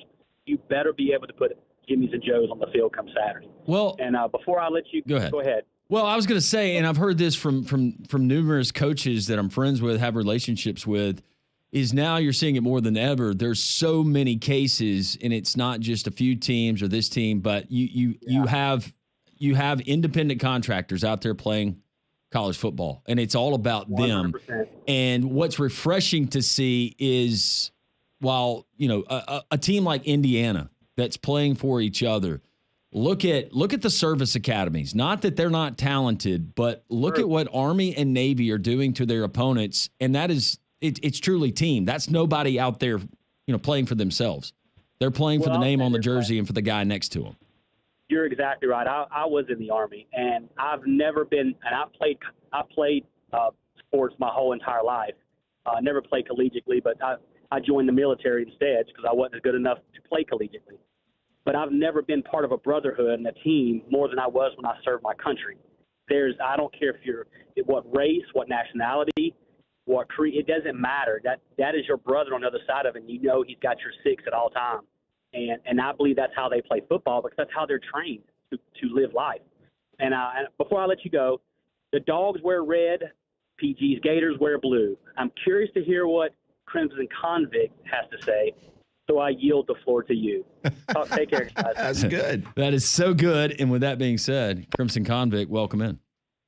Thank you, B-Ham. And to B-Ham Dog's point, I will have you something. I don't have it yet because I got to put a lot of thought into it because I'm on the fence about several things right now. But there is a culture shock, but it's on DeBoer's side of the fence. This is not the Pac-12. I mean, seriously, Pat Landrum, when you're in the Pac-12, how many games do you seriously got to get up for a year? Maybe three in a good year. I was going to say two, maybe. You whatever your big rival is, and then maybe Oregon, another team that's trying to crack the top 10. Yeah, something like that. Right. And every now and again, you'll have an Oregon State who will step up or a Stanford. I think he's in over his head. I don't think he's quite grasped the concept of this is the SEC. If you don't bring it week in and week out, you're going to get bit. And there's a disconnect somewhere. And Conrad said y'all talked about it, Pat. Are we sure Milroe's not hurt? I have been told that he is not hurt. I mean, he is just like everybody else on that football team. When you get to this point of the season, he's got some he's dinged up, but nothing has been changed from a game plan standpoint. Maybe emotionally. Yeah, no, I can't speak for his mental makeup after he's thrown 6 interceptions in 3 weeks. I can't tell you what he's thinking there, but from a physical standpoint, I've been told that he is okay.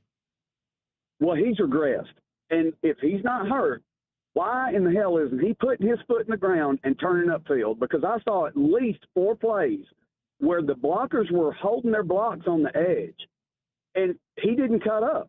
He just decided to go to the sidelines and step out after a 2 or 3 yard gain, and it baffles me. I don't. The whole team has regressed, and I don't know where the disconnect is. I will be there on Saturday.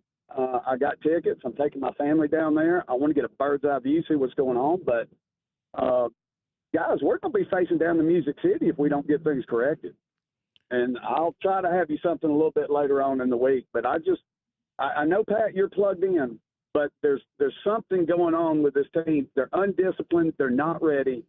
And I still put that on the head coach's shoulders. Well, I can tell you this, Crimson Convict. The people that I talked to last week, they felt really good about their game plan in regards to offensively being able to do certain things. And it's centered around law. And yep. And it appeared at the beginning of the game that they were going down that road, and then it disappeared. Matter of fact, at some point in the game, I was wondering if Law had been injured or something because he didn't appear on my television screen. Then you realized late in the game on that crossing route, and then when he showed his butt. Then when he slapped a player, then there he is. Yeah, he's still there. He's back on the field. It should have been offsetting, in my opinion. Well, it should have. But they're always going to catch that second guy. Yeah. I agree. Well, I'll say this. I will tell you this. I know that if we don't get something straightened out, we've got at least 2 more losses that we'll be facing. And, yes, if we played Georgia right now again, we would have to file sexual assault charges because they would have us over a barrel so bad there's nothing we could do about it. Oh, okay.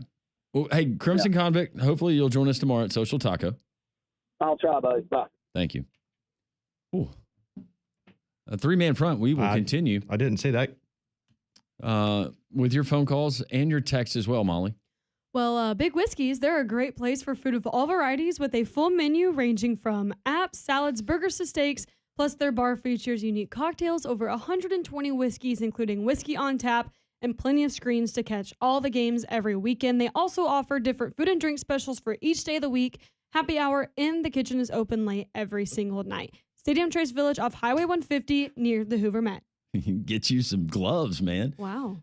Pat just spontaneously, I don't know. I kind of look like one of Milroe's throws. What just happened there? What are you doing? Oh, okay. Pat saying hello. Our viewers there on YouTube. All right, we'll continue. A lot of reaction from you. We still got a lot of texts coming in. Also, we received in the three-man front office over the weekend instant reaction from an Alabama fan. We have edited that audio. You're going to hear it next. Three-man front and Jocks 94.5.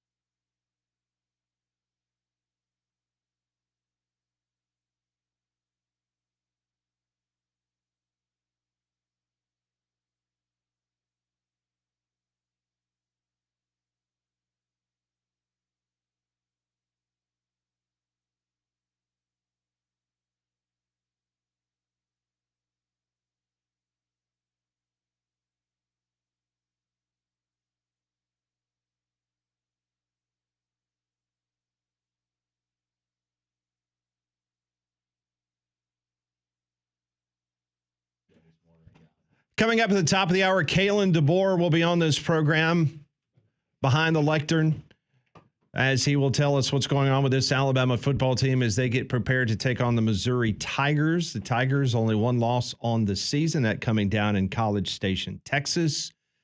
We'll see if they're a quarterback that is 100% healthy after, not Alabama, but Mizzou's, after he literally left Faurot Field went across the street to the University of Missouri Medical Center, which is across the street from the stadium, spent a little bit of time there, got an MRI done on his ankle, came back and engineered 2 drives for the Missouri Tigers, and they are writing songs about him in Columbia, Missouri. This is, I'm not lying. It is unbelievable, the legend of Cook and what he did against the Auburn Tigers. How quickly you forget the other performances. Yeah, I was going to say, it doesn't take much out there. Wow. Nope. Let's see if this becomes an album or just a one-hit wonder. Yeah, we'll see. I will say, though, Alabama 13.5-point favorite this weekend. I mean, I'm sorry. Who's playing that? Speaking of playing, we did get on our 3-man front in our office over the weekend. We got some instant reaction. We get it on the text line because it's open all the time, too. But this is actual audio. Not sure exactly who it is, but an Alabama fan that went out of their way to voice their displeasure. And we thought that we would play it for you after some edits and cleaning it up. But here it goes. As a Bama fan, I have a right to be pissed the hell off right now. I mean, look, I can be pissed at the fact of all the missed opportunities. I can also be pissed at the fact of all the penalties that were called on Bama. And yeah, we were committing a lot of penalties. But I can also be pissed at the missed calls from Tennessee. Okay? There was multiple times that Ryan Williams was being held like this. And I guess the refs were over there saying that's excellent defense. Bull. I'm so sick and tired of Neyland Stadium and the people that they have reffing those games. It's bullshit. And if I gotta watch another game from Neyland Stadium when they're doing that, I'll never watch college football again. I'll never watch it again. I'm sick of it. I'm ready for basketball season, but hey, if we got to go into the freaking Food City Arena, guess what? We're going to get the same calls when we got to go up there and play some baseball. You know what? When it's a strike, it's going to be called a ball.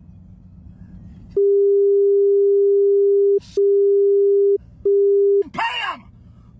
Tennessee!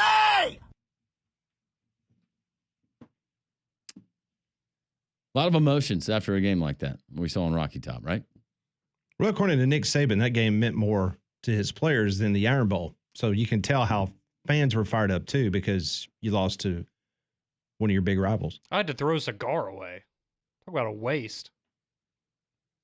Text coming in. That call proves my point. My God, talk about embarrassing. I thought it was entertaining.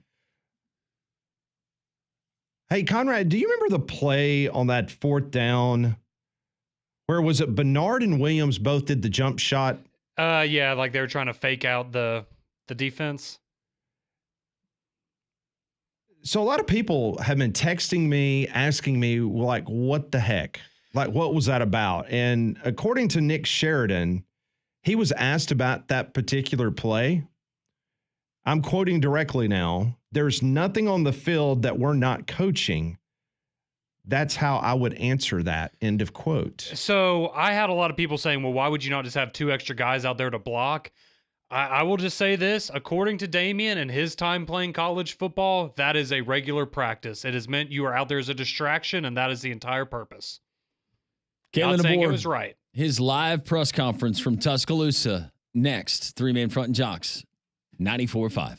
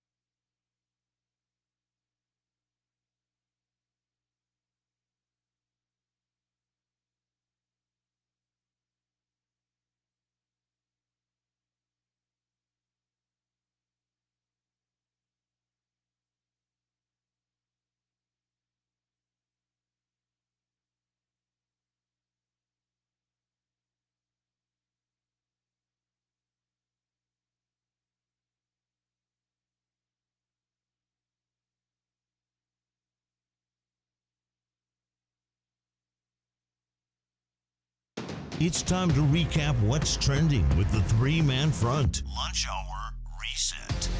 Welcome back into Three-Man Front, and it is the Reaction Monday edition of Three-Man Front. So far, the show has been filled with plenty of your calls and texts reacting from the weekend. About an hour ago, we heard from the coach Hugh Freeze at his press conference, brought to you by Evolve IT. Few quotes coming out of that. He says, "I think we still play not to lose instead of playing to win. Truthfully, we're probably coaching that way too." He also said, hopefully the results will start showing sooner rather than later. I know they are coming. So if you missed Hugh Freeze, go back and check out our podcast. And quickly, I want to remind you of our Three-Man Front Twitter poll question of the day. Should Alabama consider a change at quarterback for the Missouri game? Yes, give Simpson a shot, or no, there are more problems than the quarterback. And that is the winning response with 58.9%, 41.1% saying yes to give Simpson a shot. Thanks, Molly. Coming up, we'll go to Tuscaloosa, Alabama. We'll hear from Kalen DeBoer. We'll get his thoughts on the tough loss that Alabama took. Here's Kalen DeBoer. As he goes through the week, you're just ready to play on Saturday. So there's nothing that's going to be holding him back from going out there and being able to help us get a win. Confident of that. Stay on the right side, Kirk. Kirk, right there. Coach, I know the head coach is responsible for everything, but I wonder if there are some coaches who take exclusive responsibility for things like play calling, for instance, or substitutions or clock management. I wonder what sort of things you are,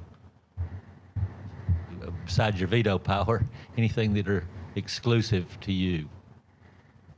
Yeah, I think all those things you mentioned are part of the job responsibility and how I look at it, and take all those things seriously. And so every element of the program, it's always things that I'm going to discuss if it involves other people, which usually it does, and go to those people. Making sure our coaching staff is always aligned on the same page, whether it is the play calling, whether it is the situational piece, off the field, recruiting efforts, making sure everything's always aligned. And so, evaluating, I'll tell you this, a lot of times there's situations that do come up that really work out for you. And, you think about many times where, in the past with different teams and all of that, maybe it's not the decision you would have made as far as that particular call, but there's a lot of good calls that you can make that all work. And so what happens is you got to make sure that the guys are prepared, that they're confident, and then going out and execute what it is that you've been working on. So, I feel full confidence in who we have, and my job is to continue to guide them, give them, my perspective, be there in the moment in the games, to continue to make sure we're sticking to the plan that we worked on, the plan that was created, the ones that the guys have practiced, and just making sure we're staying the course, in that moment, and then also staying the course as we continue to develop our players over the course of the years, and their careers. Go to Chase, far left. I wanted to ask you about the personal foul against Kendrick Law at the end of the game to set up the 4th and 22. What was your, I don't think you got asked about that on Saturday. What was your message to him after the game on that?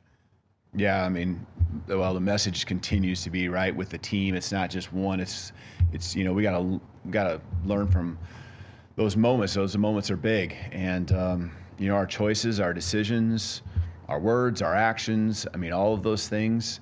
They have to be focused on what's best for our team. And obviously, in that moment, we're fighting to try to find a way to win, and it's a big moment. And so, we got to make sure we, of course, address them, but we got to, we can't continue to have the mistakes, and that those are in particular that we can control. Some things you just can't control, the things that happen to you, the way the ball bounces, and all of those things. So.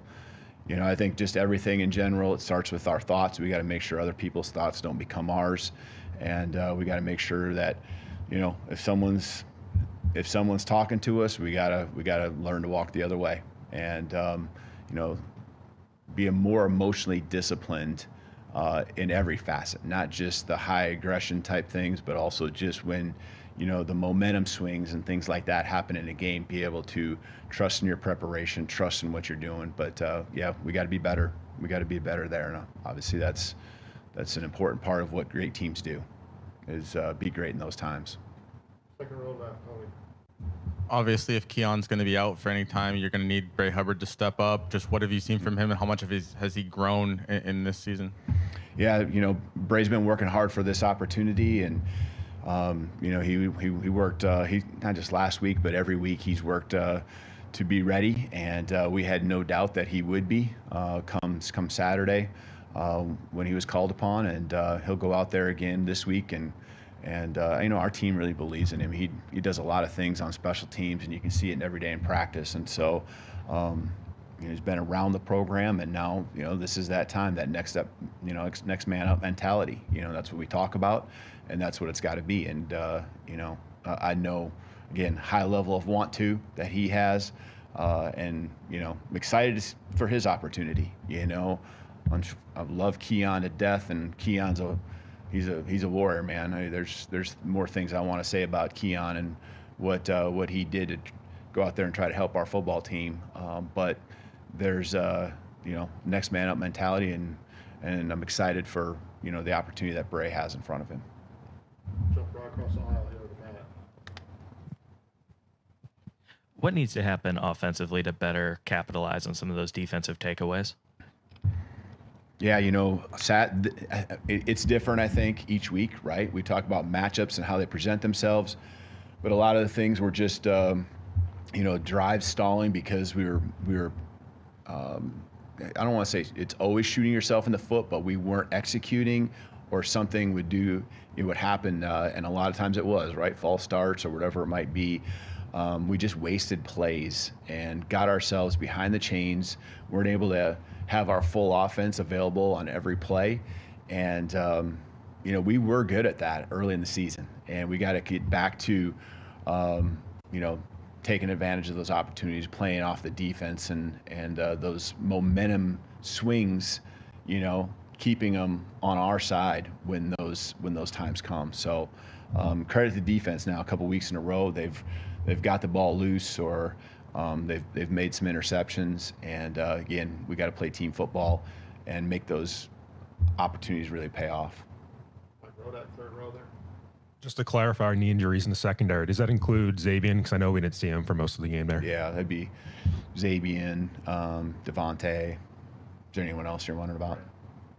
Red, yep. Red would be in that group as well. Left side, Colin. Hey, Kalen. I'm curious, do you feel like there's still a learning curve in terms of Jaylen Milroe and the rest of the offense, in terms of learning your offensive scheme, adapting to what you expect out of them? Or is it kind of... Yeah, I'm pleased with a lot of the things that he's done and the way he's really wanted to learn the offense, our system. I think there's always a management of a game that goes between coaching staff and your quarterback, because he's the ultimate guy on the field that runs the show. And I think when you ask, is there a learning curve, or I think there always is, and I think it continues. But obviously, we're halfway through the season, and we got to make sure we continue to do things he's comfortable with, which I think he's comfortable with. Everything we ask him. And there's also then situations you get into that are in front of you. How many times do you like to be in second longs, third and longs? Those are hard on any quarterback, no matter how good you are. And so I know in Jaylen's case, I know how he takes it all on himself, but there's other things that we all can do to help support him and keep him from being in those tough spots, especially when you have a loud environment, and it's hard enough just to be able to communicate with your team, make those extra little checks or calls that need to be made. That energy is a lot. We need to come through and help him out a little bit more too. And just like you'd guess, he can continue to improve well as well. A couple more questions. Start with Katie, second row there. It's obviously been a small sample size overall with his number of attempts here at Alabama, but in his career, Graham's 1 for 4 on kicks of 50 yards or more. And we've seen Connor handle the kickoffs this year. Has there been any consideration of Connor maybe doing longer kicks, or is Graham kind of the guy y'all are sticking with for all field goals? Yeah, I have a lot of confidence in Connor. I've really seen Connor in practice continue to really be more consistent than I remember in the spring. And, I think we were right on the edge of what Graham was capable of. I felt that. Did think about, just which way the kicks, even though there was just a small wind, looking for that little bit, I knew it would be close. You go with your gut on those things, and obviously it came up just short, but I felt like he was on point. I felt like he put a good solid swing on it, and we got a lot of confidence in both of those guys, to be honest with you. Finish up, Jonathan, all the way to that. Hey, Coach, Kane was talking about in adverse times like this, he said you got to keep the main thing, focus on this Missouri game. As you get later in the season, things like standings, rankings, that kind of thing creeps in and maybe becomes a conversation. How do you do that, and how do you keep the guys focused on just what's ahead this week? Yeah, I still feel like, really, or my experiences have been there's too much football left. And maybe the last week you try to give some perspective because there's so many things that can change between now and then. So that's really, as Kane, I guess, said, that's really, where our focus is at, is just on this game, 1-0. I already heard in the locker room from our players. They understand the big picture is one thing. In order to make the big picture relevant, we have to take care of what's in front of us. And we got to continue to, do what championship teams do, build on championship caliber teams do, build on your belief, build on your, just intensity and everything that you do, and then just have some grit. I think if you look across the championships that have been won in this program, obviously I wasn't a part of them, but there's probably a lot of common things that I just mentioned that are right there, and I firmly believe that this team is capable of that. We just gotta jump over that line. That is a fine line on, the winning and losing and what it takes to be great. And again, we have the people here that are going to work hard to do everything they can within their means to make that happen. So I'm excited to get back to work. We knew this wasn't going to be easy. We knew this was winning a championship each and every year, especially in the SEC, is going to be hard. We knew there were going to be challenges along with transitions, all that. No excuses. We got to continue to move forward. We got to continue to build. And, that's what this week is all about, is taking that next step. Thank you, Coach. You bet. Roll Tide. That is Coach Kalen DeBoer's press conference, brought to you by your local IT team in Evolve IT. At Evolve IT, you're going to get network management, cybersecurity, keeping your business systems running smoothly right here in Birmingham. Online at evolvebhm.com, or you can call 205-749-8970. Some of the big takeaways. We'll discuss what Kalen DeBoer just said in his weekly press conference. Also, your reaction as well. Three-man front and Jocks, 94.5.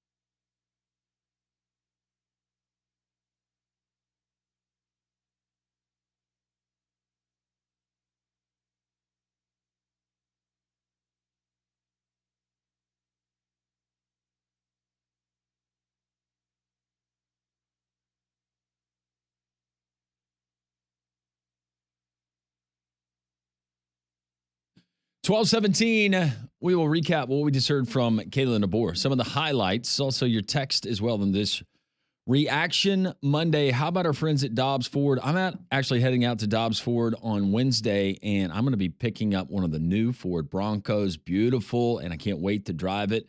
I showed you just a couple of months ago the F-150s that they have there. Great selection. Not only that, but the Mustangs, the Broncos Sports, and also the Explorers. Alabama's largest showroom selection, but the reason that I would push you to Dobbs Ford right there on Parkway East in Birmingham is the people you're going to deal with.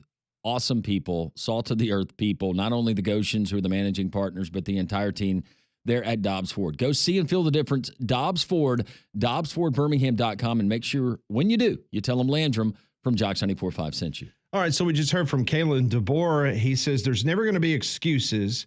That's one thing that only softens character, that lowers the standard. That will never happen at Alabama. He also says, when asked about Jaylen Milroe's health, he says nothing that's going to be holding him back from going out there and helping us get a win, confident in that. He did mention Keon Sabb has a lower extremity injury. They're still gathering information. He says he will be down for a while. DeBoer also said other injured defensive backs will be monitored throughout the week, but all are expected to play Saturday against Missouri. That would seemingly include cornerback Xavier Brown, safety Devontae Smith, and safety Red Morgan, who were all limited against Tennessee. Kalen DeBoer talked about the key to be more emotionally disciplined in every facet, and that was in regards to what happened to Kendrick Law's personal foul penalty. That would be good. And again, I mean, it's only happened twice, but it's now happened twice in the last month. So it's not going to make the fan base very happy. Speaking of twice, that is exactly how many, Graham Nicholson field goals have gone through the uprights this year. He's only 2 of 4. Did you realize that? Yeah, it's been kind of bizarre. Just hasn't had a lot of opportunities. I mean, you go get the Groza Award winner and you piss off Coach Martin, and he's 50%. He's made 2 more field goals than me and you, Landrum. And I knew that he hadn't kicked a ton of them, but when I saw that stat, only 4. And 50%. I tell you what, he's great on the extra points, though. Watching Will Reichert he's been yesterday, phenomenal. He has been just money.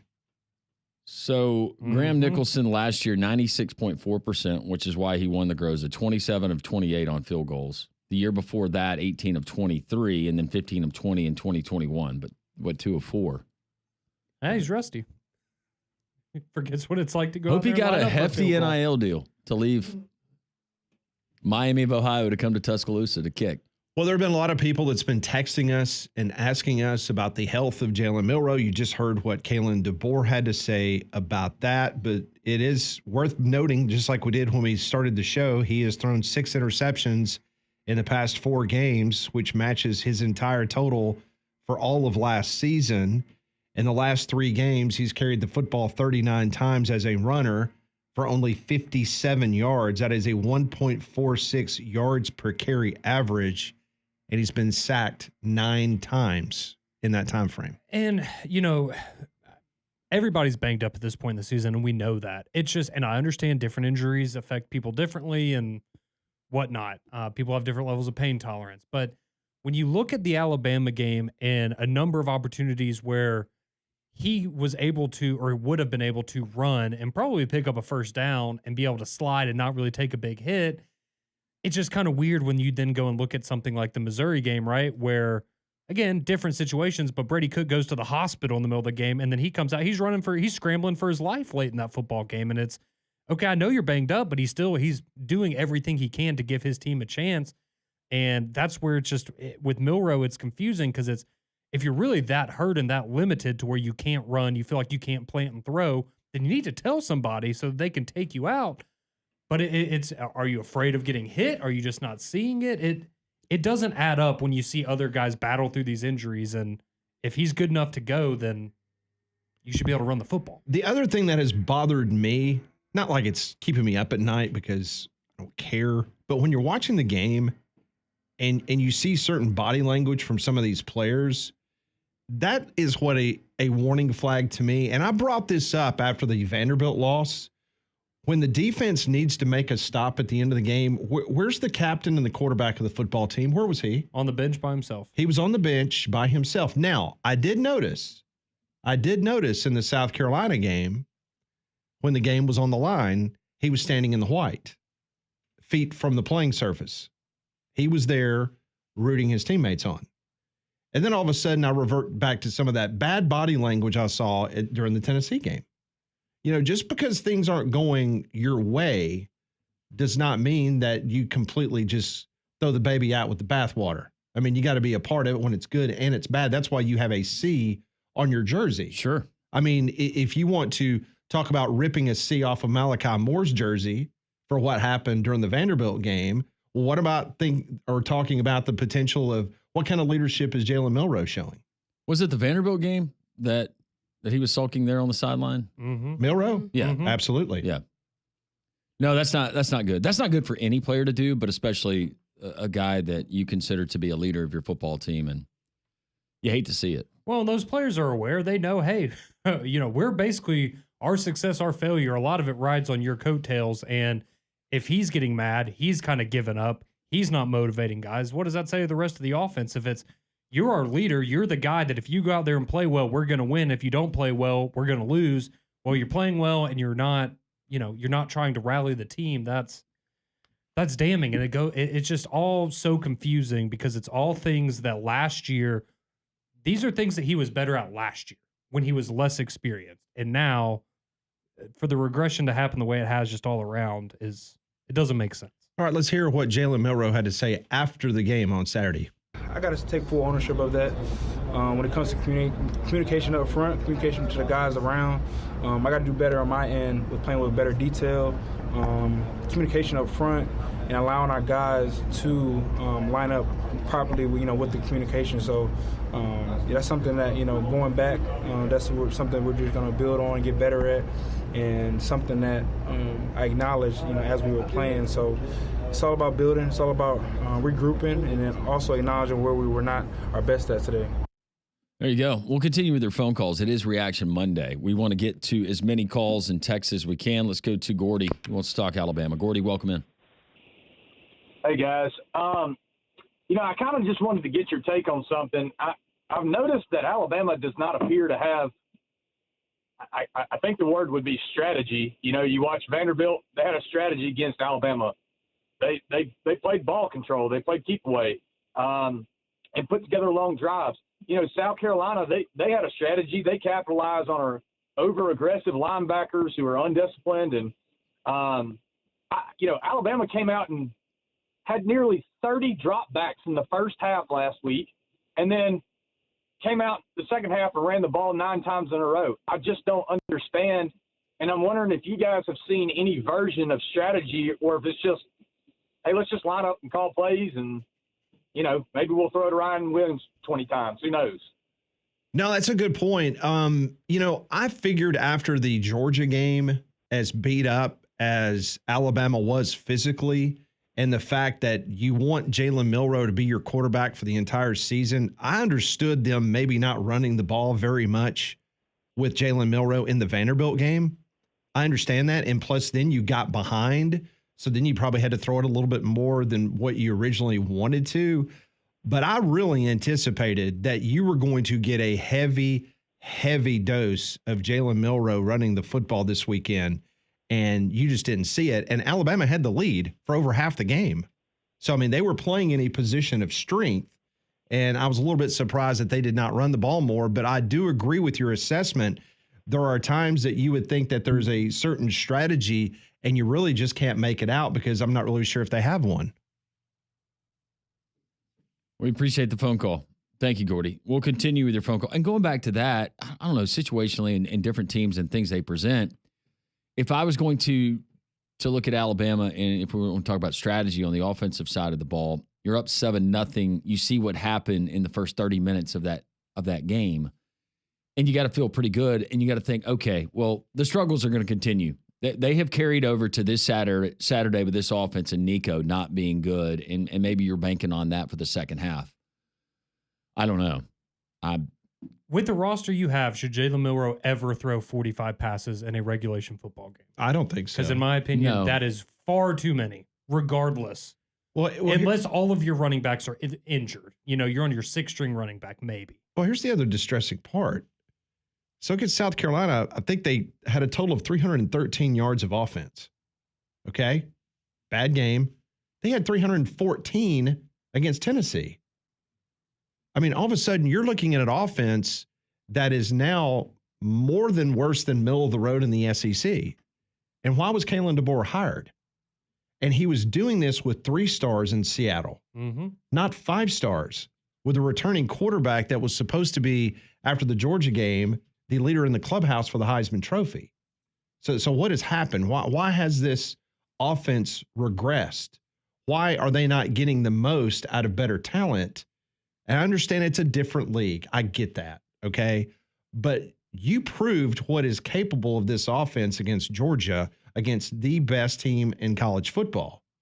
So that's the part that's leaving a lot of people scratching their heads, especially with Jaylen Milroe going backwards and throwing 6 interceptions in the last 3 games. Well, I was just pointing this out, and I knew that there were some close games that he had there at Washington. He didn't have the talent, but you're also not playing an SEC schedule. I go back to last year's team that played in a national championship game. At Arizona, you won that game by 7. Oregon, you win that game by a field goal. Arizona State, you win that game by 8. Stanford, and some of these teams that I'm mentioning, it's not like we're... Oh, they were... Right. Washington was significantly better, yeah. You beat Stanford 42-33.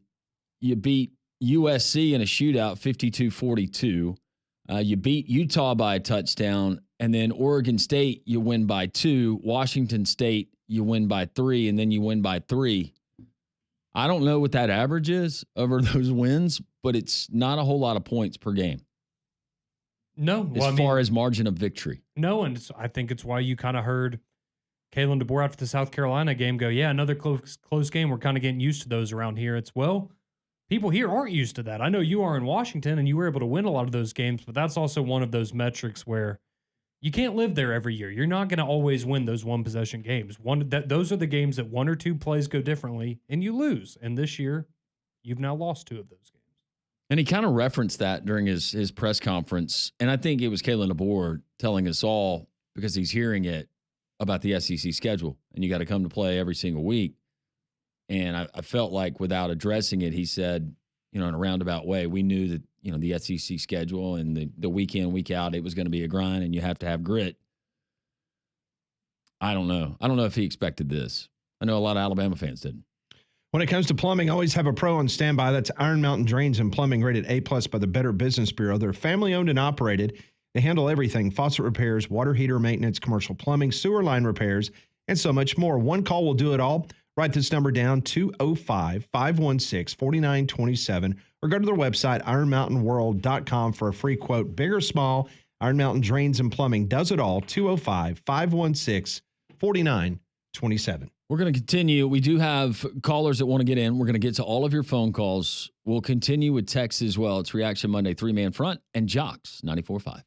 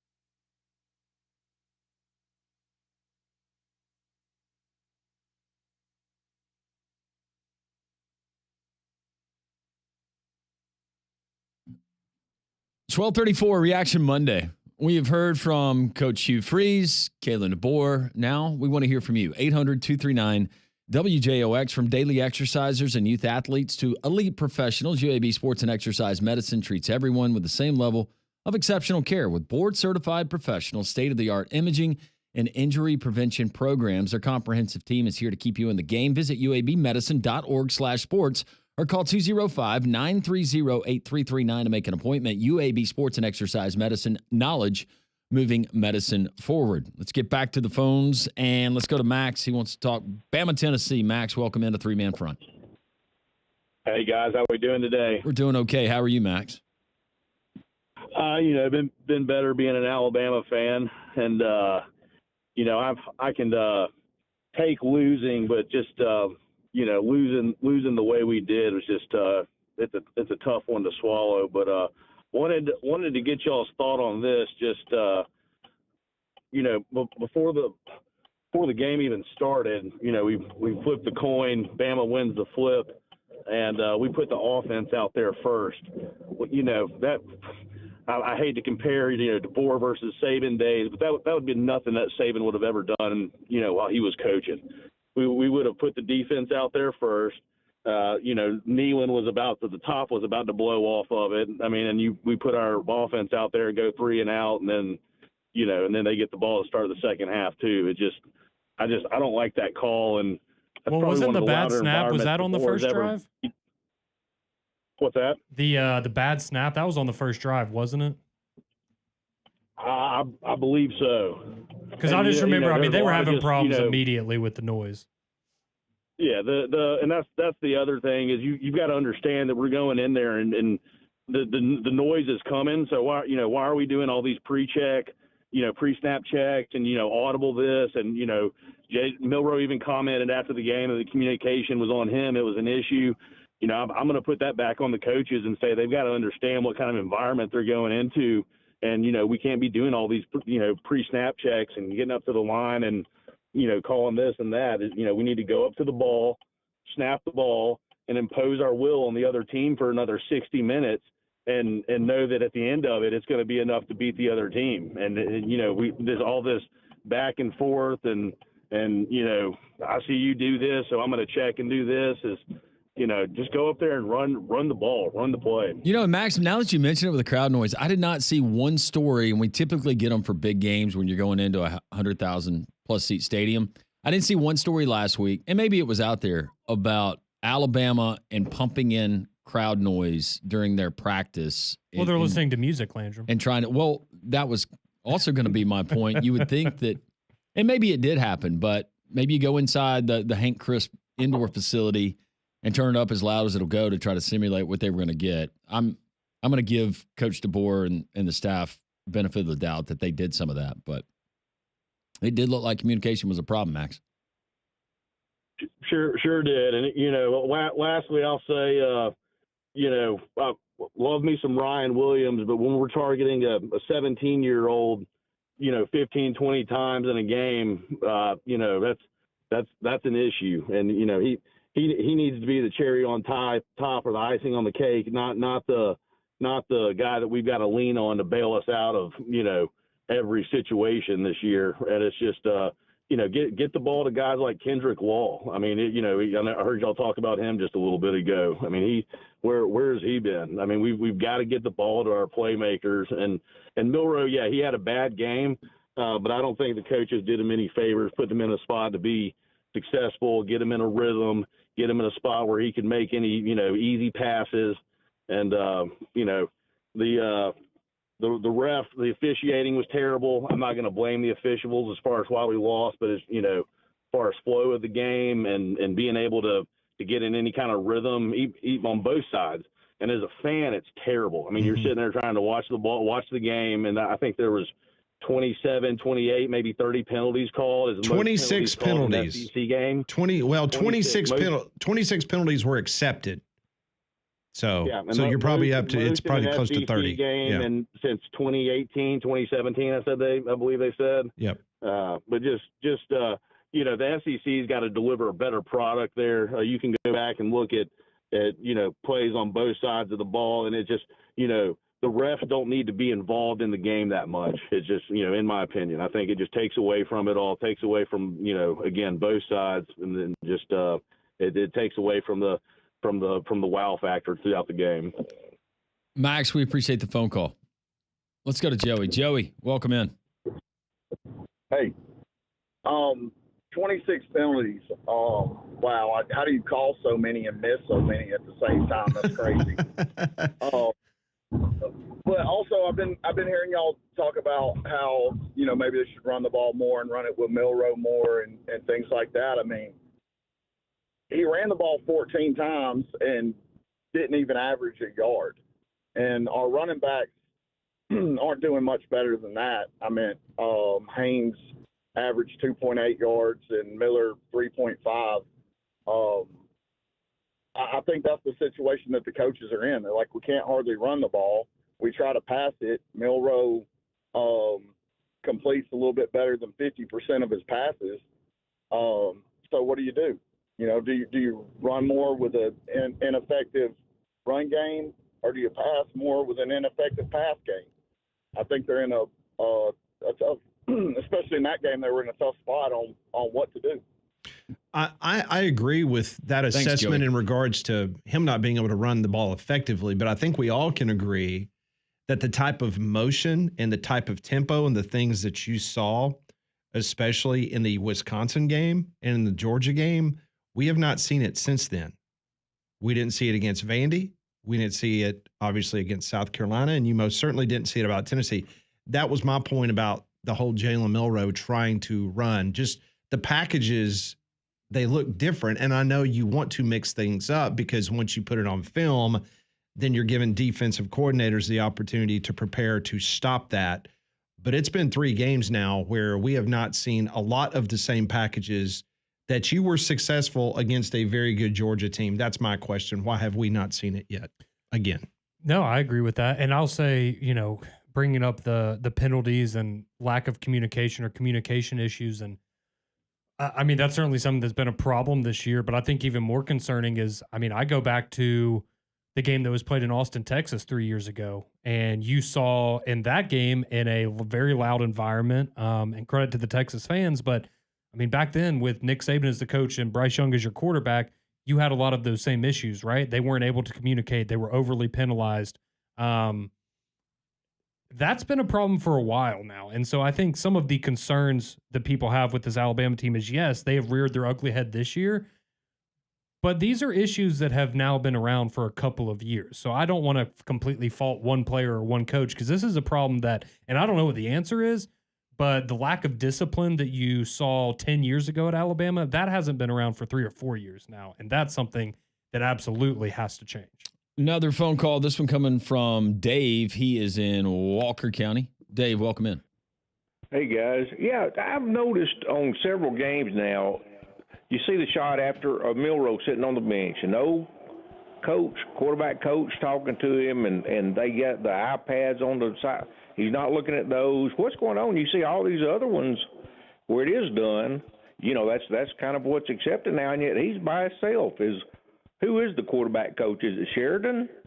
And if it is, isn't there somebody else, since he's up in the press box, that should be down there talking to him about, what are you seeing? These are things that's showing up on an iPad. It just, to me, makes no sense. Also, the other thing is there is no strategy. At the end of the half Saturday, they got the ball, with 46 seconds to go, threw 3 passes and used 16 seconds, which could have led to Tennessee getting the ball out. That kind of stuff makes no sense to me. 3 incomplete passes, 16 seconds off the clock, and gave Tennessee a chance for the ball again. Just not good football, in my opinion. And I'm 70 years old. I've been watching them for a while. I'd just like to hear you guys comment on that. Thank you. Thanks, Dave. Dave, I did see him one time when the cameras caught him. He was on the iPad. Well, I don't know how they do it, and everybody might be different. But as someone who is on a college football sideline every Saturday, I know that it is different with an inexperienced quarterback, and constantly when offense is not on the field, being with offensive coordinator, looking at some of those still shots on the tablet and having that communication. Whereas I've seen on the same sideline, though, an experienced quarterback who's got a really good grasp of the offense, or seems to, you're not seeing near as much of that one-on-one time with OC or quarterback coach or whoever it is. I'm sure that he is getting all the, if you're going to have tablets, I can almost bet you that they're utilizing those tablets, but just because we don't see them in the television shots when they go over there doesn't mean it's not happening. We'll continue with your phone calls. Reaction Monday, 3-man front. We are your home for college football. Jocks 94.5.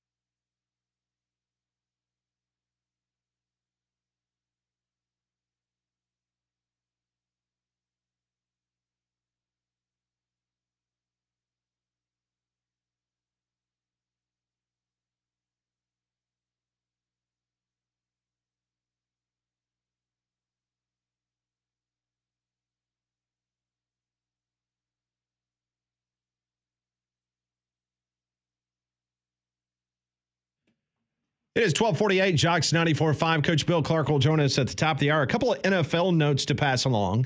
It was just announced a few minutes ago that Tua Tagovailoa will start this Sunday for the Miami Dolphins. That was announced, so he is back playing for the Fins Dolphins. up, Conrad. And the Cleveland Browns have officially acknowledged that the MRI this morning confirmed that Deshaun Watson sustained a ruptured right Achilles tendon in the second quarter of yesterday's game. So he is done for the year. So Tua coming back, Deshaun Watson out for the Browns. Looking to upgrade and enhance your outdoor living area and landscape, our friends at Second Generation Masonry. That's the team for beautifying any area. Their expert team crafts durable brick, concrete, and elegant stone creations that can elevate any space, from fire pits, landscape steps, garden walls, stone patios and walkways to custom driveways. These are your guys great Alabama-based company, over 2 decades in business. They do projects both residentially and commercially. You dream it, they can build it. Get your free quote today, secondgenerationmasonry.com. Make sure you mention that Landrum from Jocks 94.5 sent you. We continue here on Reaction Monday. Ton of reaction, as you would expect. Alabama and Tennessee. Let's go to O'Neal. He's in Penson. O'Neal, welcome in. How you doing? Doing well. Hope you are. I noticed during the game that maybe that Ron Williams was getting in Jalen's head too much, and I think he was trying to get him to throw him the ball about every play. I mean, you know what I'm saying? And so it got into his head that he was going to throw it to him, and he shouldn't have been concentrating on him throwing to him. He should have been concentrating on feeding the ball to people that was open, and you know, I think he got into his head too much, and it showed it on the sideline one time. Ryan was talking to me, and what do y'all think about that situation? O'Neal, thank you for the phone call. I don't know, because we don't know what those conversations are. I mean, a lot of times you'll see a receiver talking with the quarterback, and they're just trying to get on the same page when they're meeting there on the bench. Ryan Williams is still your most explosive player, and I don't disagree with trying to target him. Now, the 18 times Kalen DeBoer said that was not by design. The true targets, I don't know what that number was, but some of that was just natural progressions. Maybe it is Jaylen Milroe knowing that's the most explosive player on the field. I'm going to take my chances. Number 2, winning a one-on-one matchup. I'm going to go that route. He's a tough cover. But there are other guys out there. And to be fair, I think maybe people would feel a little differently about it if, for example, I believe the last target he had was when he was wide open and there was, I mean, literally not a defender within, it looked 7 or 8 yards of him. And if that pass is completed, it was a terrible pass from Milroe. I mean, that's potentially a touchdown. Like, that is a game-changing. Yeah. We're right back where we were in the Georgia game, like a 60, 70-yard touchdown to put Alabama ahead.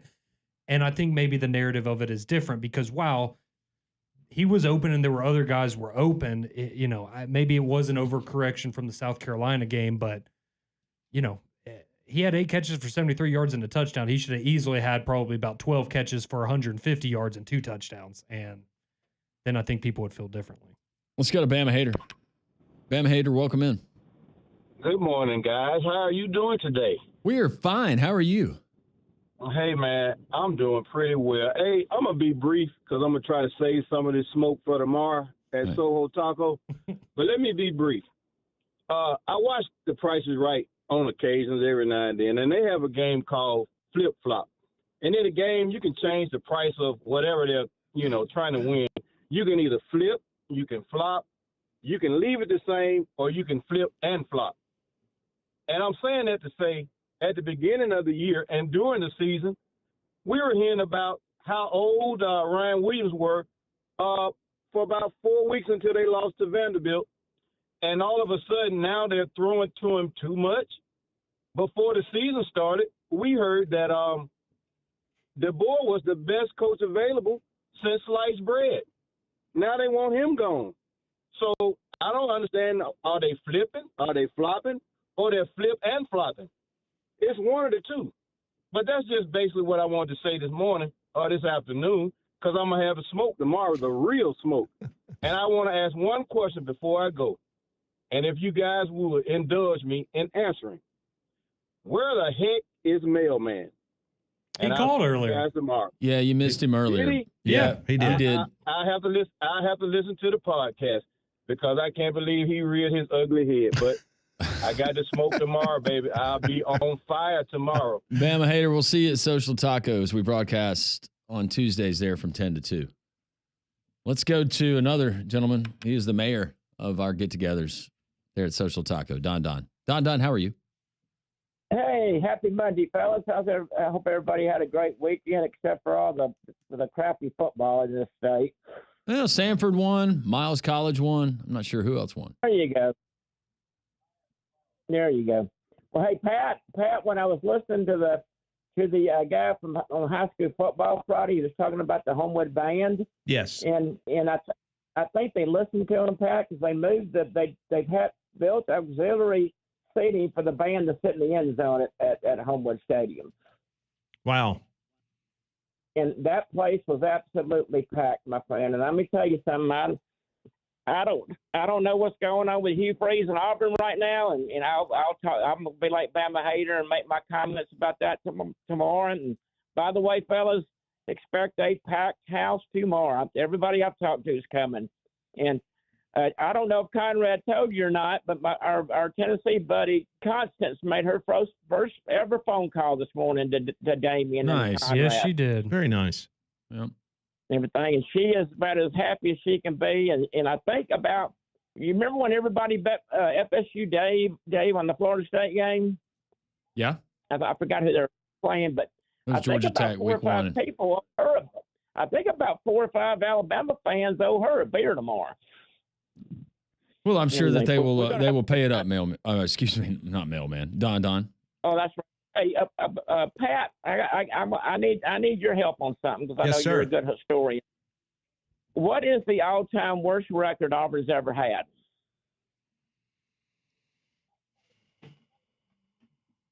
If you know, is it 2-10? I know Terry Bowden. They were 3-9. I remember a couple of 3-9s. I want to say When two. Bowden I want to resigned, say they were- two wins. They were 3-9, and Bill Oliver finished out the season. Gene Chizik went 3-9. Right. I think it was 2, but Okay. it was way back before any of us were around. I was about to say they have like in 1918 they went Well, 2-5. You Yeah. know that's Okay, different okay. though. Well, In the reason I modern asked- era, after 1936, what's their worst record? Well, the reason I'll I find asked, everybody's counting on that Lyman Rowe to be the third win, but aren't they pretty good? They're very good. Bryant Vincent is up for Coach of the Year. They went 2-8 in is that who- 1952. See, yeah, in 1952, Don, they went 2-8. You said, Mhm. yeah. Okay, well, Landrum, wouldn't UAB love to have Vincent back right now? I'm sure there's a lot of people that would love to have Bryant Vincent right now. I cannot speak for UAB. Don, we appreciate the phone call. We'll continue the next hour with your phone calls. Coming up next, former coach at UAB, also Jacksonville State, Coach Bill Clark, what he saw, what can be fixed, what are the red flags, not only for Alabama, for Auburn moving forward. Coach Bill Clark, this Reaction Monday. America's home for college football. Jocks 94.5.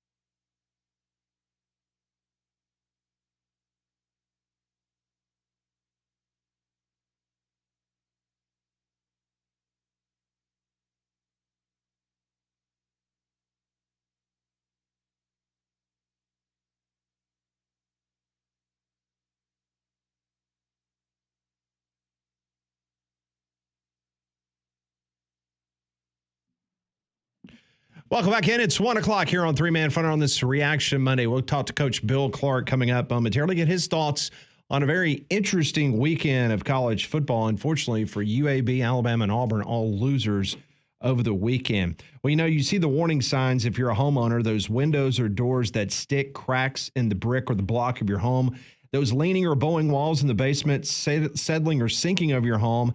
How much time before that minor repair around your house becomes a serious structural damage? You can't afford to call or wait any longer. You need to call APS right now, 205-951-9717. Wet basements can also lead to issues with your home, from mold and mildew to rot to air quality problems. APS waterproofers can assess your issue and give you a plan that can fix your home today. Foundation problems don't get better with time. They get better when you call APS. That number again, 205-951-9717, or visit their website at alabamaprofessional.com. The coach, Bill Clark, joins us as he does typically on Mondays on the Buyers Right Hotline. His segment is brought to us by Donahue Chevrolet. Coach, happy Monday. Hope you're doing well. Yeah, doing good. How you guys? We're doing great. Let's start with the big game on Rocky Top. A lot of reaction from our listeners, as you would expect. What were some of your big takeaways, maybe some surprises from what you saw from Alabama, surprises from what you saw from Tennessee on Saturday? Yeah, I thought Alabama defensively really started with a lot of the things we talked about really on our shows, different ways to handle the box. You could see Tennessee had made more of a concerted effort to run the ball. I thought, Alabama's defense, especially first half, played really well. You could see, the back Nico from Tennessee finally started making some plays for him. The shots he missed early, those long outs that we used to talk about where he throws it and it's incomplete. I thought Alabama had a really good plan. Wore down a little bit, obviously, offensively did not do what they wanted to do offensively. I thought the defense gave them those opportunities. And, of course, it was a back and forth game to the very end of the game, and it came down close. I think, obviously, the Tennessee fans made a difference, just that noise. And if you've ever been in that stadium and had to deal with that, especially as you're trying to get calls and plays in, you could see it affected Alabama's offense. When you watch Jaylen Milroe and his regression over the past 3 games with 6 interceptions, does he look like he's injured to you, Coach? There's something going on there with how he's running the ball. I think, and here, this is just an opinion, and we all have them. I think really the question for me offensively with a guy like Milroe is, should it be a 1-2 read take off versus looks like they're doing a lot of whole field scans. And I don't think he's really built that way. And I think there's a lot of guys that we could even see at the next level who is this great runner. And I think we go back to Alabama last year, really after South Florida, and you could go how they changed their offense. And that doesn't mean they're doing a lot of great things. The question would be for me, should these be half field reads, where I'm throwing to 1, I'm throwing to 2, and then I'm taking off. But there's something there with how he's running the ball. Of course, they've run him a lot this year. And when you run him as much as as they've run him this year, maybe that's, he is a little bit banged up and a little bit tentative. Coach Clark, speaking of running the ball, Alabama, 34 carries, 75 yards on Saturday, an average of just over 2 yards per carry. Was it more of what Tennessee was doing, offering up defensively, or is it more on the Alabama side of things and their lack of success on the ground? I think Tennessee, I would say Tennessee, and we talked about them early on my show, that they have really improved defensively. They went out and got better players. They're doing a good job scheme-wise. Now, talking about running the ball, and I think it's such a mentality.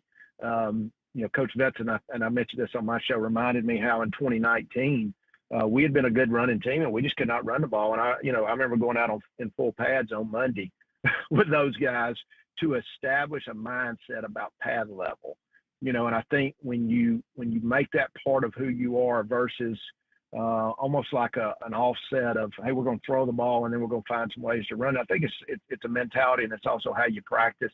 And I think to really run the ball like you need to be able to run it when you need to run it, it's a mindset. That's something they probably got to work on. Coach, it was just a disappointing weekend altogether when you look at the 3 major college football programs in the state of Alabama all taking a loss. Let's go up to Columbia, Missouri. What did you see with the Auburn Tigers? Once again, a double-digit lead in the second half, and somehow they found a way to lose again.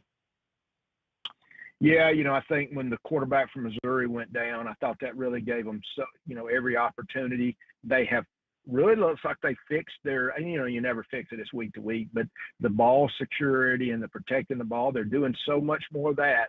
And if I gave you one stat, that is the number one stat. So that's given them a chance in every one of these games. And then you got to make plays. You got to make plays when you need. You got to hit those chip shot field goals.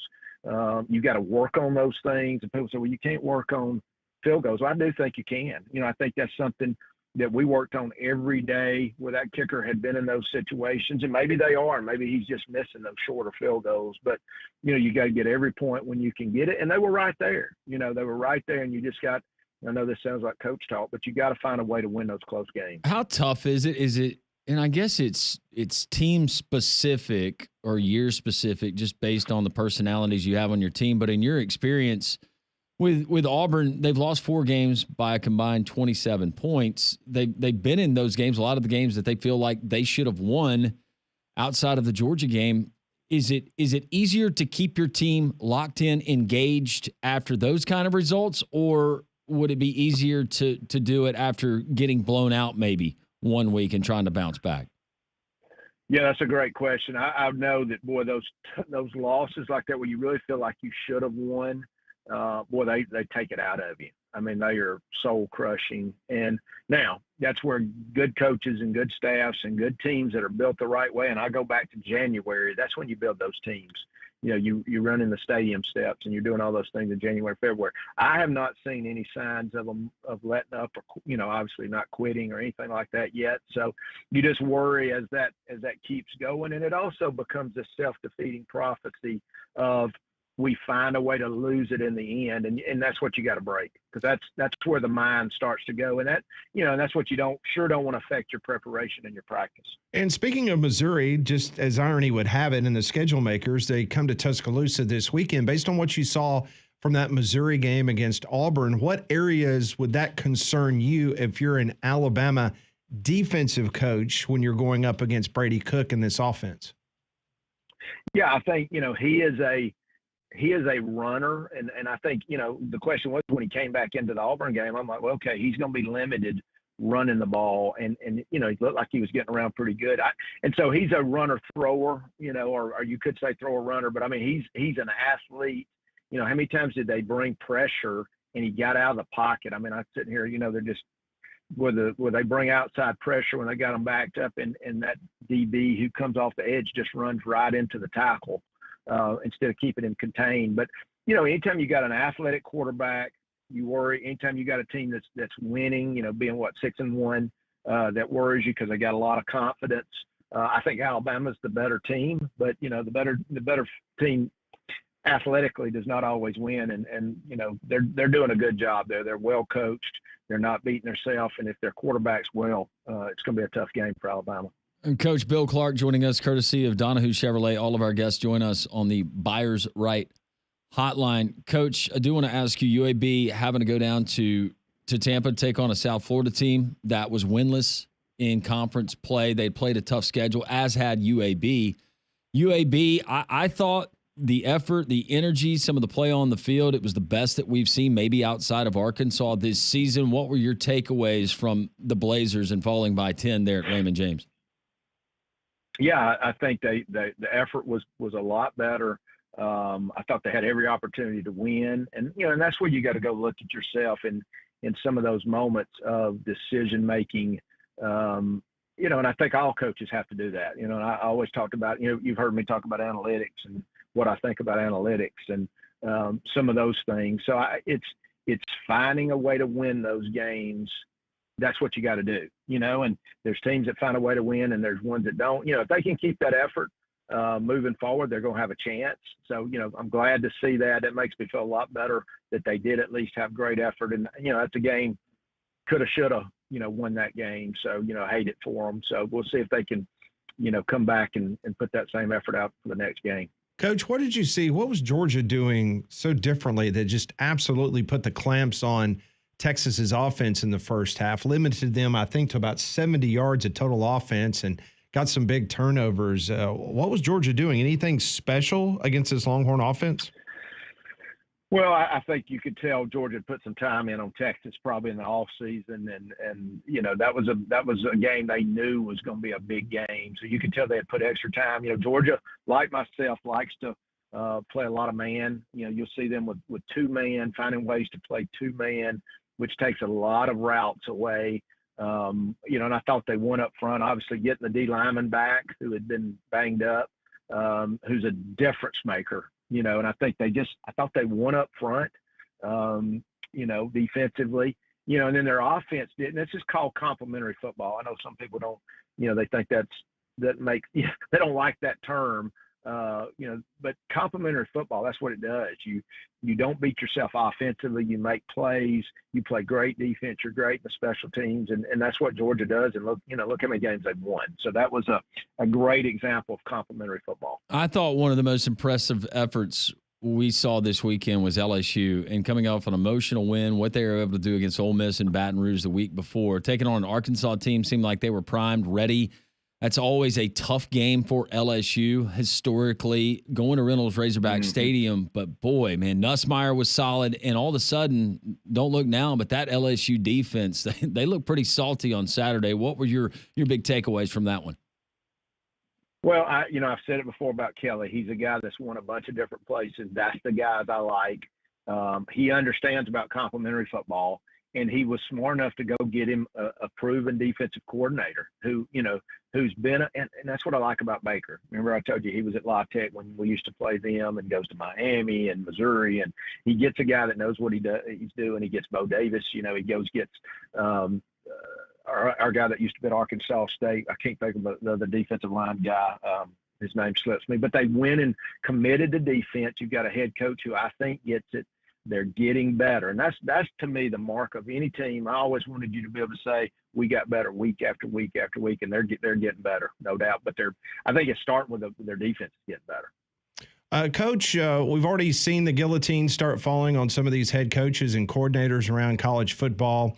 And yesterday, East Carolina became the first team to get rid of their coach, Coach Mike Houston. Not sure if you know him very well, but I'm just curious your thoughts on that East Carolina job. How good a job is that?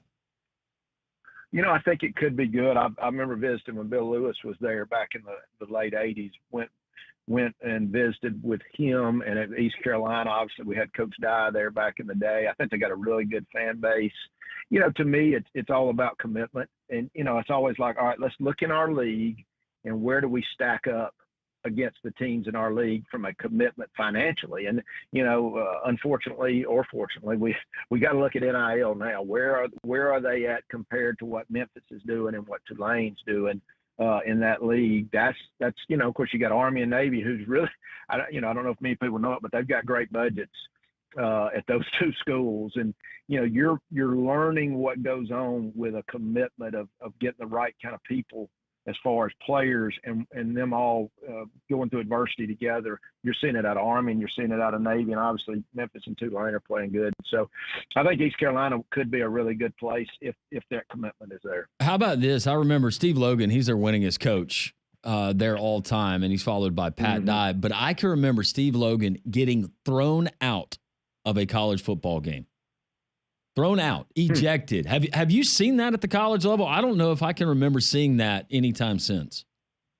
I cannot remember that. No, I don't remember it. I've seen some guys get the one penalty, but I've never seen anybody ejected. And I will say this about the East Carolina fans. I mean, I think it's a great program. Those guys, when they came to Birmingham just a couple of years ago for the Birmingham Bowl, I mean, their fans, they packed it out. I mean, they were passionate fans. And I was curious what you thought about that job, because I think that is a hidden gem up there in Greenville, North Carolina.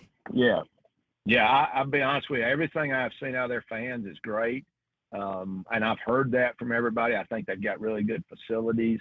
Once again, it's always, and I think this would be the time. You've got people that are passionate. You've got a great area to recruit. It's always, you got to have commitment from those above. And sometimes they've got to be shown the vision, and maybe the guy that they bring in could show them that vision. Well, Coach, we appreciate your visit every single Monday as we recap the college football weekend. We will look ahead to this college football weekend with your show, the Coach Bill Clark Show, here on Jocks. 6 o'clock on Thursday before the NFL game. You can also watch that game on Jocks TV on YouTube. But your visit here with us is always brought to us by your friends there at Donahue Chevrolet. Yeah, our guys at Donahue Chevrolet, I know they've got some October specials. So get on DonahueChevrolet.com, check them out. Always great guys to deal with, and just, make it easy to find a great vehicle. And, that's where I got mine from. So check them out, DonahueChevrolet.com. Coach, we always appreciate the visit. Thank you, and we'll talk to you soon. Okay, guys. Thank y'all. Coach Bill Clark joining us on the Buyers Right Hotline. As promised, a lot of your texts. We'll get to them next. Three-man front and Jocks 94.5.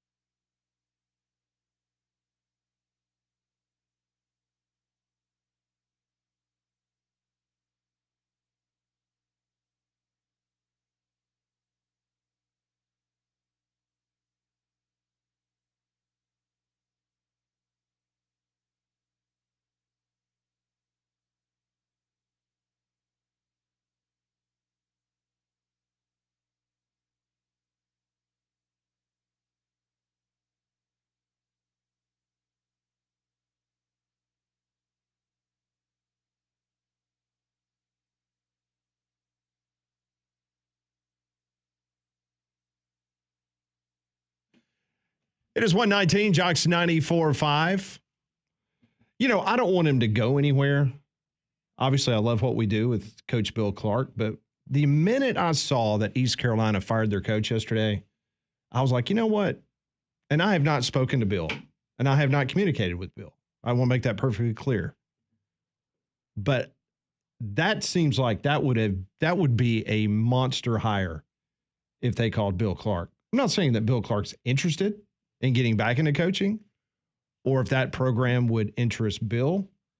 But my goodness, that is a good program. Well, after we just had the visit with him, I went and started looking at the facilities, and they got really nice facilities. And they're upper echelon, even in pay. Yeah. I mean, I was doing a little research about what they pay people. I'm talking about assistant coaches in the American Athletic Conference getting paid about 3 times more than what UAB assistant coaches are being paid. 3 times for assistant coaches. And they've got the facilities too. So it'll be interesting to see where East Carolina goes. So I understand, Conrad, that Nick Saban was at the Birmingham Quarterback Club today, right? Yes, he has been there. And I guess over the last, 15, 20 minutes or so, he kind of talked to the media a little bit and talked about his experience on game day. And naturally, one of the questions that we all knew he would be asked was kind of what his message would be to Kalen DeBoer right now, with Alabama having suffered their second loss of the season already. And according to Nick Saban, this was his response, quote, "I'm not going to get in a position to judge anybody. I'm a fan now," end quote. When asked what message he would have for Kalen DeBoer, that was his answer. But don't most of the time fans have opinions? They do. And I go back to the question, if you're paying someone $500,000 a year, is he giving his input at all? It's a good question. Behind closed doors? Not that he needs to tell anybody in the media what he's doing or not doing. I'm just curious how that relationship works with him getting a paycheck for $500,000, or are they paying him $500,000 and there's something in his contract that states that every Verbo commercial you do, you've got to wear your floppy Alabama cap with an Alabama logo. Well, and to be fair, your prediction before he ever retired was that you thought that Nick Saban that was my feeling, would walk off, say thank you, and walk into the sunset. We would not see him in Alabama very much. Nope. After that, maybe this incentivizes him to, or incentivizes him to come back to be a part of the program in some way, shape, or form. I don't know. I wish I got paid $500,000 a year to be a fan. That'd be nice. That would be real nice. Would be. How much they pay you to be a fan? $0. I'm paying with my integrity right now. What would it cost you to be a fan of? Well, I mean, I don't know, of someone else. I can't be bought. $50K to be a fan of a different program. Yeah, but that guarantees you can't follow Alabama, you can't watch Alabama. Well, like for how long? For a game? For a season? For a season. For a season? You would do it for $15K. Come on. Yeah, because I mean, deep down, I would always be an Alabama fan. I would just be 15. Pocketing the money? Yeah, I'd just be. So let me ask you this. All kidding aside, as an Alabama fan, do you not ask yourself the question, why are we, since you're an Alabama fan, why are we paying Nick Saban $500,000 a year? And is he giving his input? Has Kalen DeBoer asked for input? I mean, what do you think is going on there? It's an interesting question because I do think, early on, I guess before the season started and even going back to the spring a little bit, felt like Sheridan and Womack and even DeBoer, like they made a point, granted they were asked about it more, but talking about how often they could, anytime they needed Nick Saban, they could call him and he would answer and be and lend his ear and kind of give them advice on what to do. And that's great at that point, but you wonder, do you get into the part of the season and you're like, well, this is our team, this is our system. He doesn't know it like we do. So, thanks, but no thanks for the advice. I would just be interested to see what those relationships are like now in the middle of the season. And I don't think you're ever going to get a real answer to that because, those are private conversations that they're probably going to keep to themselves, and that's fine. But I do think it is a fair question of, what are you paying him for? And if they are just paying him for a lifetime achievement, hey, we're going to keep you on the payroll because no problem. Of everything you did. That's great. But maybe make that known instead of, because to me, at least when this first happened, I looked at it like he's essentially going to be he's an extra analyst almost, right? Like you're paying him for advice. Like he's a consultant to the football pick up the program. phone and call like a couple of weeks ago in the defense after Vanderbilt. Did Kane Womack call him and say, hey, coach, if you got a few minutes, I just love your thoughts on what you saw. Hey, you were able to turn Milroe around last year. You benched him. You were able to bring something out of him that turned him into what we thought was a great leader and a great player at the end of the year. So how do we do that now? What am I doing wrong that maybe I'm not relating to him in the same way you are? These are the questions that maybe they've been asked, maybe they haven't. Text line is open 205-834-9450. This one coming in from Matt, and he says, everyone talking about the benching of Milroe last year, but going along with the body language conversation, technically he was suspended by Saban for an attitude problem. It'll be the South Florida game. I think, again, that's one of those, no one's ever going to come out and say what it is. He was benched for poor performance, but I think we knew that there were other things that went into that decision. Bill asked the question, do we know if DeBoer puts the same emphasis on the mental part of the game as Saban did, like bringing in psychiatrists to talk to the team? That seems to be the biggest difference to me between this team and Saban teams. Thank you, Bill. Yeah, I don't know about that. But again, I mean, we go back to this is a guy that was able to rally a bunch of three-star players into believing that they were good enough to go and win a national championship, and he got really close to doing it. So you would think motivation and that kind of thing, the mental aspect of the game, he would be pretty good at by now. Jonathan reminds us Alabama's a couple plays away from being undefeated and a couple of plays away from having 4 losses. Why are they playing up or down to the competition? It's crazy. Roll Tide. Thanks, Jonathan. See, I don't even know if we can say that now. After the Vanderbilt game, sure, but now, I mean, this is 3.5 straight weeks of bad performances. Milroe did just sign a big NIL deal. Maybe he spent all week in negotiations and didn't watch film or practice much. Thank you for the text. I don't know. I find that hard to Doesn't believe. explain your inability to throw a ball accurately. Posey asked the question, why are we not using Kendrick Law like Debo Samuels? Well, I mean, he was banged up until this last week. I mean, I'm sitting here looking at his stats from the game. 4 catches for 37 yards. He was targeted 5 times. And he caught 4 passes. And the first time, I believe it was the first time, was on the sweep, the little shovel pass or whatever, and it was pop pass. 18-yard gain. And you thought, because you talked about it earlier, you thought, okay, Kendrick Law is going to be a bigger factor in this game, and disappeared. Just didn't happen. This is going back to discussion we had earlier in the show, but Steve in Tuscaloosa says, Landrum, you're correct about Alabama. No killer instinct. I believe teams are a reflection of their coach. Conrad, what did you say? How did you describe it?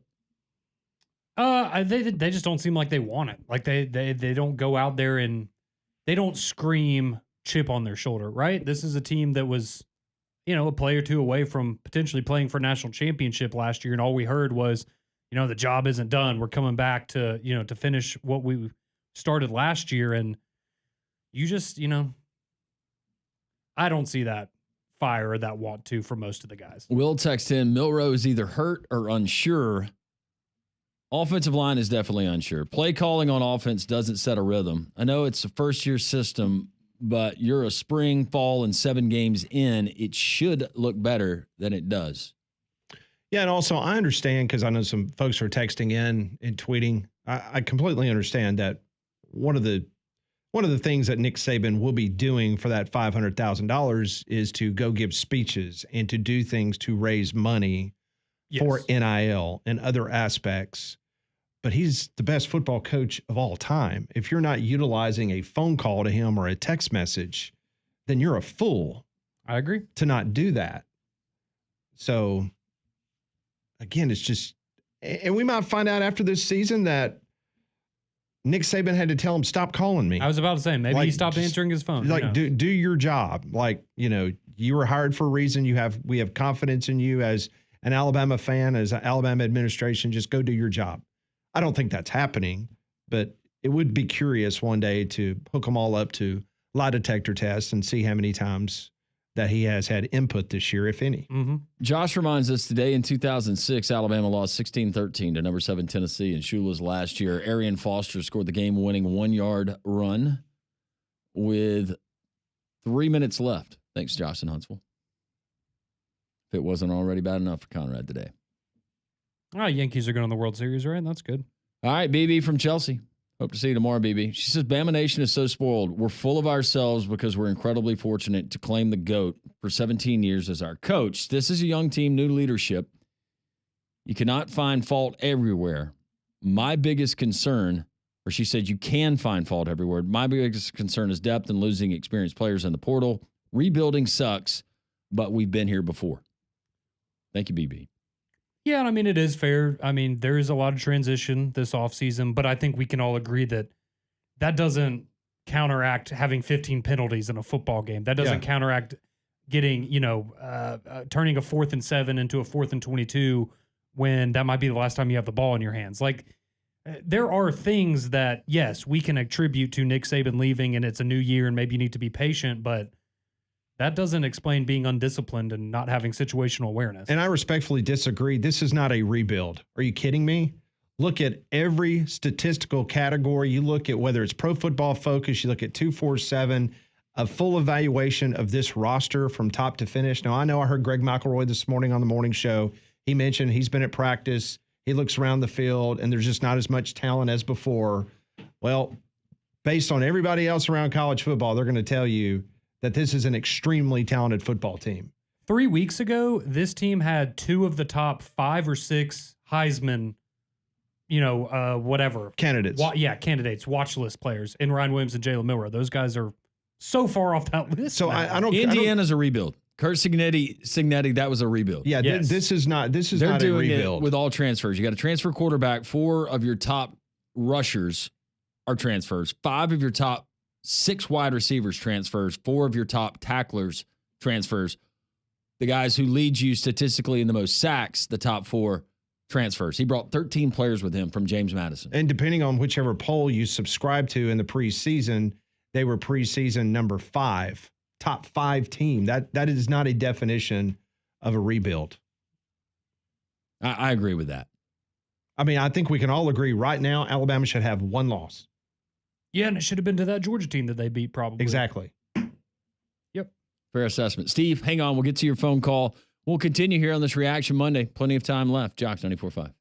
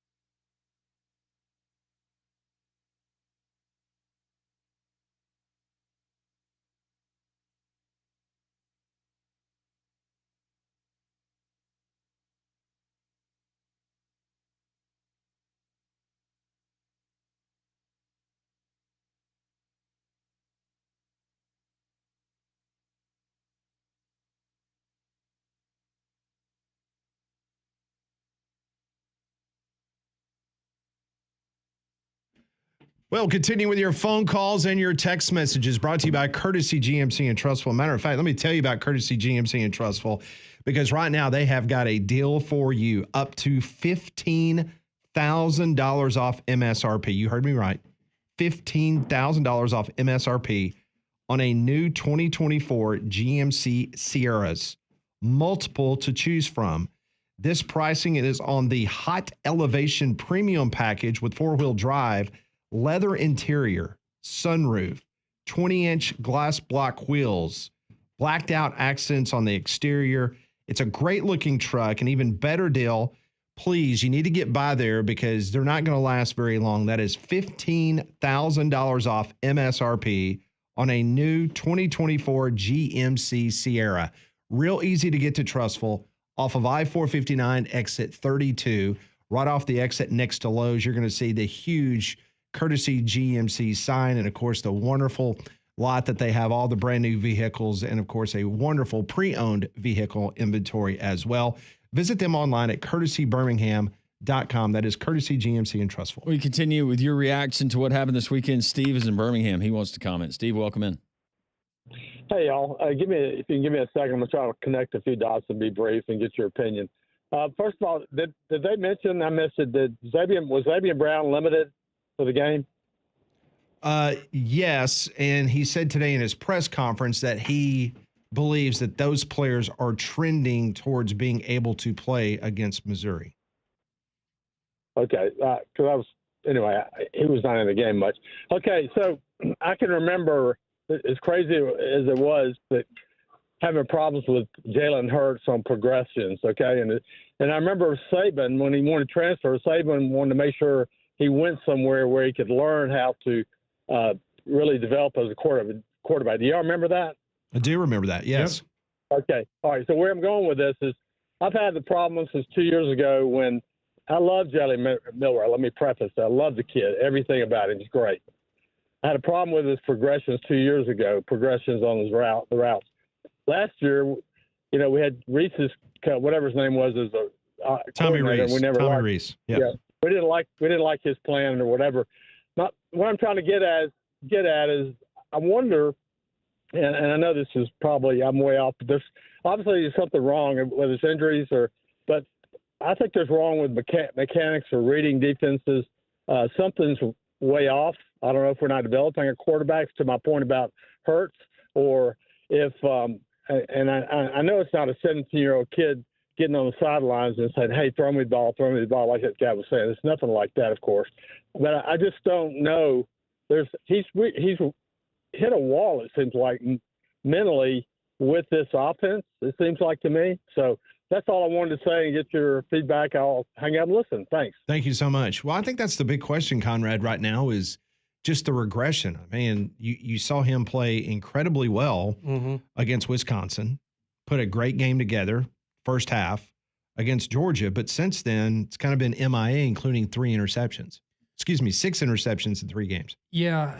And I think part of it for Milroe, and, I guess part of this maybe doesn't make sense because he did look so good to start off the year. But in terms of, what that caller was saying about, developing quarterbacks, or maybe, they're not able to develop quarterbacks in Tuscaloosa right now, whatever it may be, I think we also have to remember that, you can give all the coaching in the world to a guy, but at the end of the day, he's either going to learn from it or not, right? And something that we were well aware of with Jaylen Milroe last year was part of the reason that there was a quarterback competition was obviously from a natural talent and a physical attribute standpoint, Jaylen Milroe is off the charts, but he makes the same mistakes, and he's made the same mistakes his entire career. Now, he's gotten better about them at some times, but anytime he makes a mistake, you can typically go back and say, oh, that's what he did in this game. That's what he did in this game last year or earlier in the season.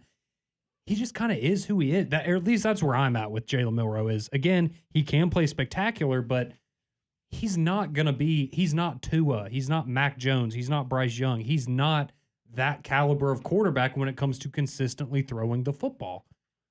And that's just kind of the reality that I think Alabama fans have to face right now. It's not that they're not trying. It's not that, there's not potential with him. It's just, at a certain point, like, he just is who he is as a player. And I think we know who he is now. I remember Mike Leach said it, and I've asked coaches about it specifically, and some have disagreed with the comment, but Mike Leach claimed that you cannot teach accuracy to a quarterback. You can do things that can maybe help him in certain aspects to put him, whether it's footwork or whatever, but accuracy, either these guys have it or not. So you can buy into what the late Mike Leach had to say about that, who is a guy that you definitely had to have a quarterback to run that offense. And he certainly knew, but yeah, unfortunately it's not perfect with Jaylen Milroe, and you wish that you knew what you were going to get week in, week out. Yeah, I mean, look, if Michael Penix was the quarterback of this team, it might be a completely different conversation. I think that's the other thing we have to look at is, I understand the belief was Kalen DeBoer is going to come in here and tailor the offense to Jaylen Milroe, and I think they have tried to do that, but I also think, let's be honest, the strengths of this offense, you kind of need a quarterback like a Michael Penix, a guy that is a pocket passer who is elite when it comes to accuracy and ball placement, and that's what they had last year, and you don't have that right now with Milroe, and I just don't think that's ever really going to be who he is as a quarterback. We still have time if you would like to chime in this reaction Monday as we continue. React to this weekend's games moving forward, all of that good stuff and more. 800-239-WJOX or the text line, and we'll get to more of those texts. 205-834-9450. It is a Monday. What a Monday it's been. Three-man front and Jocks, 94.5.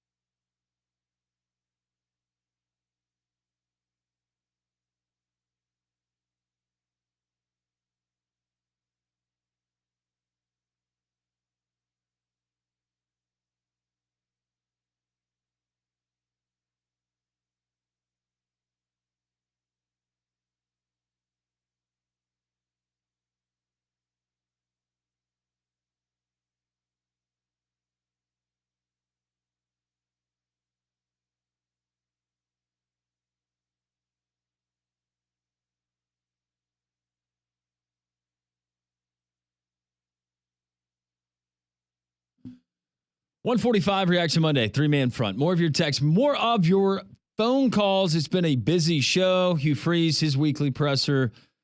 Kalen DeBoer, his weekly presser. And Coach Bill Clark joining us. All of that found there at the podcast at jocksfm.com. Appreciate all of you listening, whether it's in North Alabama, you're on the ump, whether it's on Sports Radio 740 in Montgomery, the Jocks 94.5 app, or if you're viewing us on YouTube TV. If you've never done that, we invite you to join us where you can watch the show and all of the fun interaction that we get from Conrad Van Order every single day.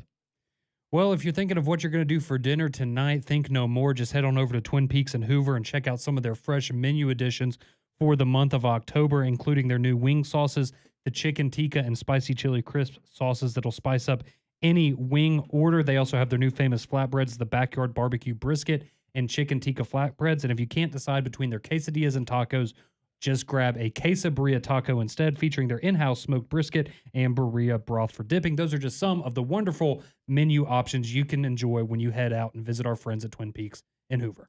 We'll continue with your phone calls. Let's go to Chuck. He's in Alabaster, wants to talk Bama. Chuck, welcome in.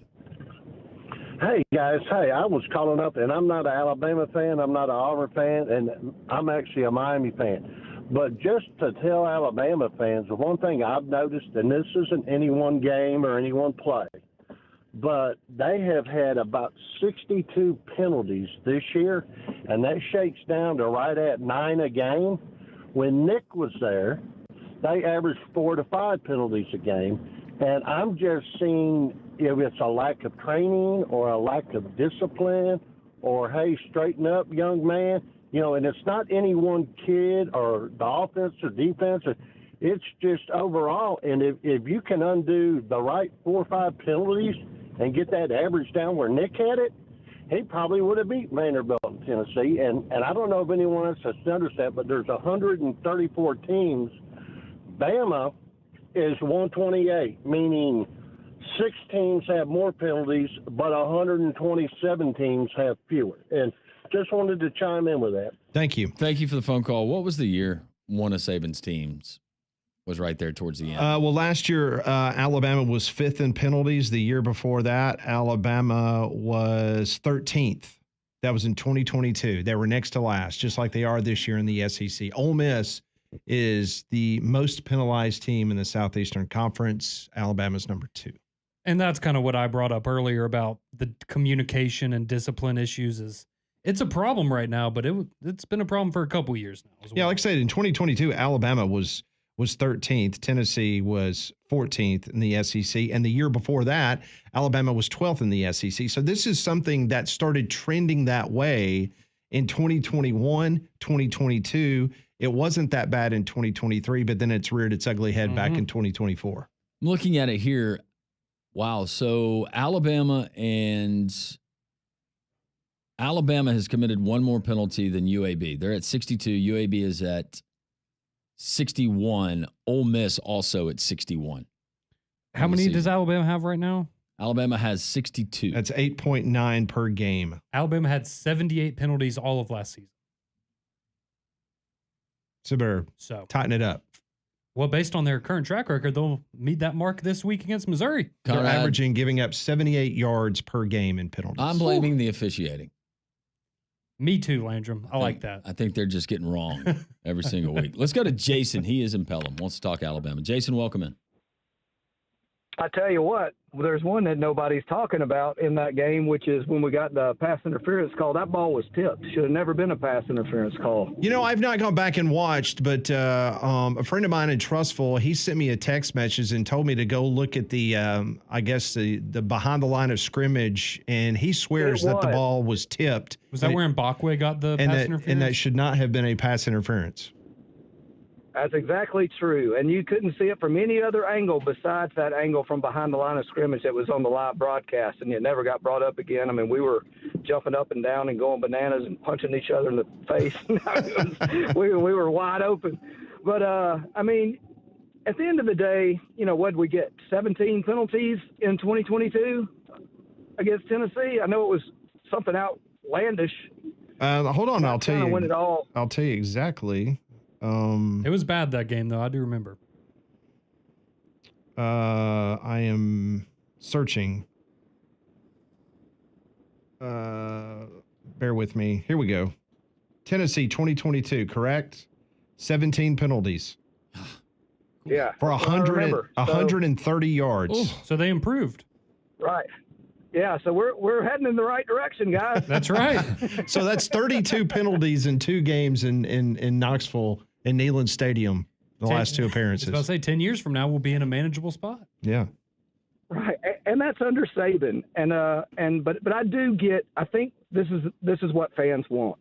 They just want someone to stop freaking smiling and get with the program of how we feel. Like we feel like we want to grab somebody and shake them a little bit. Just try to show a little aggression towards being disappointed rather than the smiling melancholy. I mean, I wouldn't want to put myself in that position because these players, it's hard to discipline anybody.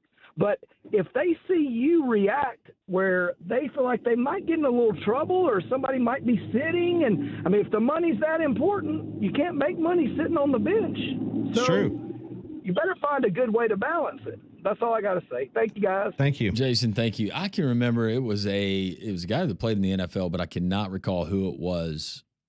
But after a bad play or an interception, would come off the field smiling.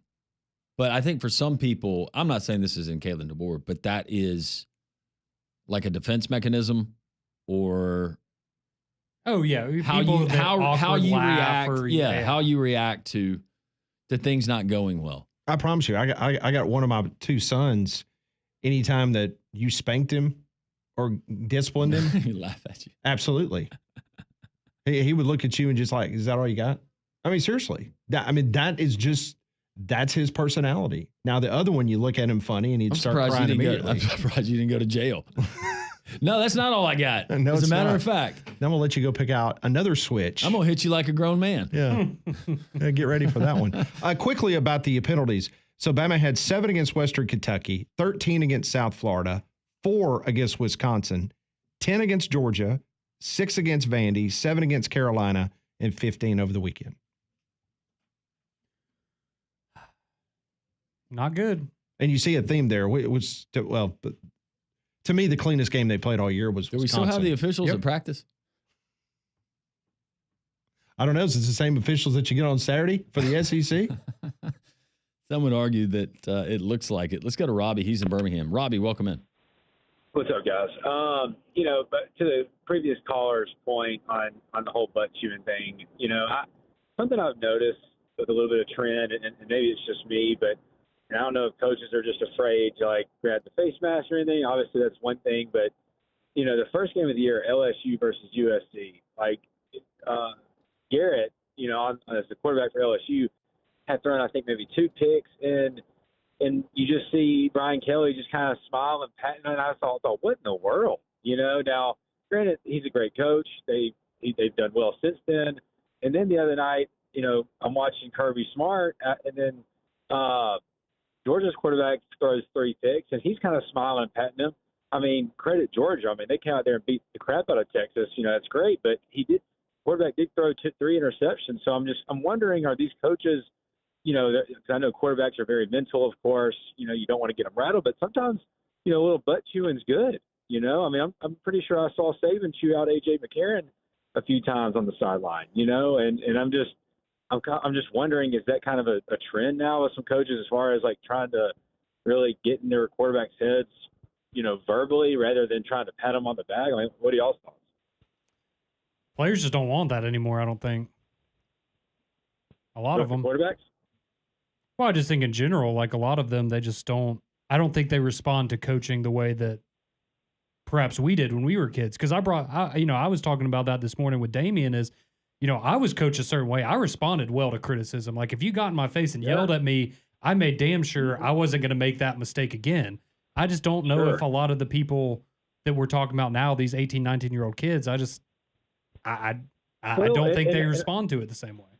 And you're probably right. I agree with that to an extent. But, say that game 1 against USC, you see Brian Kelly chew the crap out of Garrett, and then he goes out there and throws another interception, particularly if there's a third involved, I'm going to bench your butt. Not only now am I going to give you a verbal butt chewing, I'm going to put your butt on the bench, and I'm just kind of feel like they're missing that a little bit. Maybe that's just three coincidences there, but I just think there's something to be said for. I mean, it's not all fun and games, I mean, obviously I'm just a fan watching from home, but I'm like you, Conrad, man. I mean, I can think of a high school baseball coach right now. I mean, he would.